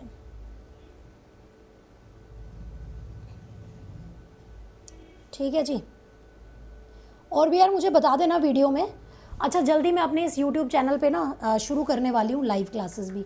लाइव क्लासेस के लिए थोड़ा बोर्ड छोटा रहेगा शायद, लेकिन I will start live classes. Definitely live class भी करेंगे. ठीक है, तो मेरे ख्याल से यहाँ तक कंप्लीट हो गया है. और चलते हैं, आगे बढ़ते हैं यार. वीडियो भी काफ़ी लंबी हो चुकी है, मैं देख रही हूँ. तो यार मेरे ख्याल से ना अब लास्ट टॉपिक पे आते हैं. और बाद में इसकी एक मैं नेक्स्ट वीडियो और बना दूँगी इन कॉन्टिन्यूएशन, जिसमें मैं तुम्हारे आर्की बैक्टीरिया सारे साथ में करवा दूँगी. ठीक है, तो यार यहाँ तक हम लोगों ने न्यूट्रिशन कर लिया. यार आज भी हमने काफ़ी कुछ कर लिया है. तो बहुत कुछ निपट गया. न्यूट्रिशन कर लिया, रेस्पिरेशन कर लिया, रिप्रोडक्शन कर लिया, पेरिनिएशन कर लिया. This is already a good lot. Now nutrition is done. ये सब हो गया है यार. अब ना हमें स्टार्ट करना है एक्चुअली आर्के बैक्टीरिया के बारे में. ऐसे रख लेती हूँ मैं. सुनो, अब रहता क्या है यार? रहता है आर्की बैक्टीरिया, रहता है साइनो बैक्टीरिया, और रहता है माइकोप्लाज्मा. तो यार मैं सोच रही हूँ आर्की बैक्टीरिया, साइनो बैक्टीरिया ये रह लेती हूँ, और माइकोप्लाज्मा एक अलग वीडियो में बना लूँगी. और लेकिन मैं ज़रूर चाहती हूँ आपको इन तीनों को क्लासिफाई करना है. यानी कि बैक्टीरिया को, यूकैरियोट्स को और आर्के बैक्टीरिया को क्लासिफाई करना है. आपको पता है आर्की बैक्टीरिया इतना ज़बरदस्त है ना, खतरों के खिलाड़ी तो है ही. और यार ये ऐसी जगहों पे पाया जाता है जहाँ पे कोई और नहीं पाया जाता. And one more important thing is कि यार जो आर्की बैक्टीरिया है ना, आर्की बैक्टीरिया में कुछ ऐसे खतरनाक फीचर्स हैं जो यूकैरियोट्स जैसे हैं. बात समझ रहे हो मेरी? यूकैरियोट जैसे हैं. यूकैरियोट में जैसे हिस्टोन होता है ना, आपको पता है आर्की बैक्टीरिया में भी हिस्टोन है. होने को ये बैक्टीरिया है ना, होने को बैक्टीरिया, लेकिन इसमें some histone proteins are present like eukaryotes. RNA polymerase भी अलग अलग टाइप के. तो यार मैं वो लिखवाना चाहती हूँ आपको पहले. And then we will do in the next class methanogens, halophiles and thermoacidophiles. एक बार फोटो देख लो, मज़ा ज़रूर आ जाएगा उसके बारे में पढ़ने से पहले. तो यार सबसे पहले तो यार ये देखो, ये कहाँ गए हम यूं ही साथ पढ़ते पढ़ते. क्या है यार ये आर्की बैक्टीरिया है तुम्हारे. मैम ऐसे नहीं गाने गा रही है. आर्की बैक्टीरिया तुम्हारे जो कि यार इतने हाई टेम्परेचर पर सर्वाइव करते हैं. मेरे फेवरेट यार. This is Yellowstone national park, USA के अंदर. ठीक है, मुझे मौका मिला, मेरी बहन तो वहाँ रहती है, पर हाँ देखते हैं, मौका मिला तो ज़रूर जाके आऊँगी और मैं असली फ़ोटोज़ खींच के दिखाऊँगी. अभी तो चुराई है तुम्हारी मैम ने. और जिस जहाँ से भी, this has been taken from Google बाबा की जाए विद ड्यू क्रेडिट्स. एंड बिल्कुल due credits to Google and जो भी साइट है. ठीक है, तो यार देखो आर्की बैक्टीरिया हैं ये तुम्हारे. आर्के बैक्टीरिया में कौन से आर्के बैक्टीरिया हैं ये? थर्मो एसिडोफाइल देख के लग रहा है ना कि कितने मस्त टेम्परेचर पर है। ये जो है इंडिया में भी है, ऐसा नहीं है इंडिया में नहीं है ऐसे हॉट स्प्रिंग्स, इंडिया में भी पाए जाते हैं। तो this one is thermoacidophile. Thermoacidophile, thermoacidophile यार हाई टेम्परेचर पे सर्वाइव करने वाला, ठीक है। And then next we can see is, ये देखो ये क्या, दलदल में जीने वाला। दलदल में जीने वाला कौन सा है ये, दिस इज़ मिथेनोजन। अब आधे बोलेंगे मैम दलदल में जी के इसने क्या बड़ा कमाल कर लिया, इसकी हम इतनी तारीफ़ क्यों करें। यार मिथेनोजेंस दलदल में रहते हैं जहाँ पे ना ऑक्सीजन ही नहीं है, and it is itself you can say unfavourable sort of condition, ठीक है। तो मिथेनोजेंस हो गए। And then last one, next one is halophiles. ये तुम्हारे हेलोफाइल्स हैं। हेलोफाइल्स यार पता कहाँ पे रहते हैं, इज़राइल में डेड सी है। और कभी इज़राइल गई तो यार मेरी वैसे ये उम्मीद तो है कि डेड सी में से पड़े रहो, वहाँ लोग डूबते नहीं है, मरते नहीं है, क्योंकि सॉल्ट कॉन्सेंट्रेशन इतनी ज़्यादा है कि ना पानी आपको ऊपर ही धक्का देता रहता है। बड़ा मस्त है, गूगल कर सकते हो, फोटोज़ देख सकते हो। तो यार हेलोफाइल्स क्या होते हैं, ऐसे जो ना ऐसे बैक्टीरिया जो इतनी ज़्यादा हाई सॉल्ट कॉन्सेंट्रेशन में रह रहे हैं। तो आप खुद सोचो यार, जो इतना हाई सॉल्ट कॉन्सेंट्रेशन में रह रहा है, अगर हमने ऑस्मोसिस कुछ पढ़ी थी जीवन में कभी, आई होप आपने पढ़ी थी यार, ऑस्मोसिस में हमने क्या पढ़ा था कि पानी मूव करता है अपने region of high concentration to the region of low concentration पे। तो यार मेरे को बताना, जैसे अगर मान लो बैक्टीरिया के आसपास इतना ज़्यादा सॉल्ट है और बैक्टीरिया की बॉडी में कुछ तो पानी होगा, और बैक्टीरिया पानी should move from high concentration to low concentration, यानी कि बैक्टीरिया की बॉडी से पानी निकल के बाहर जाना चाहिए, तो बैक्टीरिया मर जाना चाहिए, प्रोटोप्लाज्म श्रिंक हो जाना चाहिए। पर फिर भी यार ये इतने मस्त बैक्टीरिया है हेलोफाइल्स ये वाले, they can survive under this extreme condition also, and they do not have any SAP vacuum. उसके बावजूद भी इनमें इतनी इंटरनल रेगुलेशन कर लेते हैं। सो यार मस्त तो है यार, ये बात तो सही है इनके अंदर। तो यार चलिए, बिफोर राइटिंग अबाउट आर्कीबैक्टीरिया के 3 types and cyanobacteria and mycoplasma, I think we need to learn here about कि आर्कीबैक्टीरिया में ऐसा क्यों है कि ये बड़ा ही सेलिब्रेटेड सा ऑर्गेनिज्म है, इसकी इतनी ज़्यादा तारीफ़ें हो रखी हैं। यार आप लोगों को 3 डोमेन्स पता है ना, उस चैप्टर में आपने पढ़ा होगा 3 domains of life, second chapter में, वही बायोलॉजिकल क्लासिफिकेशन में, इसी में कि 3 डोमेन्स ऑफ लाइफ बनाए थे, याद है ना, यूकैरिया, आर्के एंड बैक्टीरिया। उसी तीनों को हम लोग क्लासिफाई करते हैं। चलो लिखते हैं यार, लिखते हैं, लिखना शुरू करते हैं यार, ये जानना ज़रूरी ज़्यादा है। तो 3 डोमेन्स कौन कौन से 3 डोमेन्स है। Number 1 is archaea. एक काम करते हैं, मैं सीधा ना लिख रही हूँ कि क्या डिफरेंसेस हैं और क्या पॉइंट्स हैं, ठीक है। तो यार मैं यहाँ पे पॉइंट लिख रही हूँ, ये फीचर है जो हम कंपेयर करेंगे। ये लिख लेते हैं, कोई एक लिख लेते हैं, बैक्टीरिया लिख लेते हैं, आर्के लिख लेते हैं, यूकैरिया लिख देते हैं, ठीक है। आप भी ऐसे ही लिखें। तो यार ये इम्पॉर्टेंट है, इससे एक क्वेश्चन पक्का आना है। अगर बायोलॉजिकल क्लासिफिकेशन से क्वेश्चन आया ना, इधर से ज़रूर क्वेश्चन आएगा कि आर्के बैक्टीरिया में कैसे नोवल फीचर्स हैं, ठीक है। चलो लेट्स राइट इट हियर। यहाँ पे हम लोग लिखेंगे, नंबर 1 लिखते हैं फीचर्स, इधर लिखते हैं फीचर्स जो हमको कंपेयर करने हैं। यहाँ पे लिखते हैं बैक्टीरिया,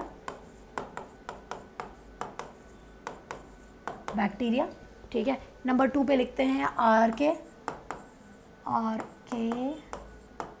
बैक्टीरिया, एंड लास्ट में लिखते हैं यूकैरियोट्स। तीनों के लिख लेते हैं, ठीक है। अब let's write and compare the features. क्या क्या चीज़ें हैं। Number 1 point, nuclear membrane. बताओ यार कहाँ पर होगी। यार ये चार्ट बहुत इंपॉर्टेंट है, इसको बड़े प्यार से बनाना है यार, ठीक है। न्यूक्लियर मेम्ब्रेन, बताओ यार किस किस में होगी न्यूक्लियर मेम्ब्रेन, क्या लगता है किस में न्यूक्लियर मेम्ब्रेन होनी चाहिए। सिर्फ यूकैरियोट्स में, only these will have eukaryotes, है ना, और किसी में नहीं होगा। So let's write down, eukaryotes में ऐसे बना दो, टिक बना दो सिर्फ यूकैरियोट्स में, बाकी इन दोनों में ऐसे बना दो काटा, बस। बहुत इंपॉर्टेंट टेबल है यार। Second thing you will write is membrane enclosed cell organelles, membrane bound cell organelles कहाँ पे होगी। सेम चीज़ ही है, बैक्टीरिया में तो होगी नहीं, इधर भी नहीं होगी, सिर्फ इधर पे होगी, membrane bound cell organelles. Next point, peptidoglycan कहाँ होगा सेल वॉल में?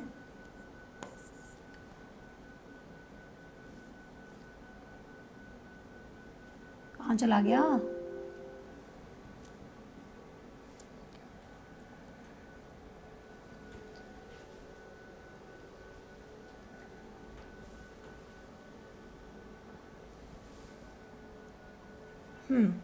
Number third is peptidoglycan. अरे यार क्या दिक्कत है, चलो यहाँ लिख देते हैं सीधा। पेप्टिडोग्लाइकन कहाँ पर होगा?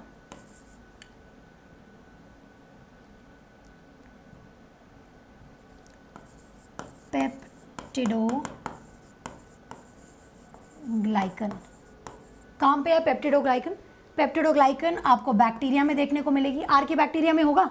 नहीं, आर्की बैक्टीरिया में पेप्टिडोग्लाइकन नहीं है यार। पेप्टिडोग्लाइकन को ना म्यूरिन भी बोलते हैं, ठीक है। Peptidoglycan is also called murein, murein भी बोलते हैं। तो यार यहाँ पे कांटा लगाओ, यहाँ पे भी कांटा लगाओ। यूकैरियोट्स में तो होगा ही नहीं। यहाँ पे इंस्टेड स्यूडोम्यूरिन इज प्रेजेंट। स्यूडोम्यूरिन, झूठा म्यूरिन प्रेजेंट है, असली म्यूरिन नहीं है। तो यार ये भी हो गया एक फीचर, देख लो ये एक फीचर हो गया, इसका यूकैरियोट से मिलता है, ठीक है। नेक्स्ट हम लोग लिखेंगे मेम्ब्रेन लिपिड्स। थर्ड पॉइंट था ये, फोर्थ पॉइंट मेम्ब्रेन में लिपिड्स कैसे हैं, इंपॉर्टेंट है ये पॉइंट। मेम्ब्रेन लिपिड्स कैसे होंगे याद रखें, बैक्टीरिया में होंगे अनब्रांच्ड हाइड्रोकार्बन्स। हाइड्रोकार्बन्स की बनी होगी ना, जो आपकी मेम्ब्रेन है हाइड्रोकार्बन्स की बनी होगी। यार यहाँ पे बैक्टीरिया के केस में they are unbranched. In case of archaea bacteria some branch chain hydrocarbons are present. यहाँ पे यार ब्रांच चेन होते हैं, ब्रांचिंग्स होती है, ब्रांच्ड चेन हाइड्रोकार्बन्स।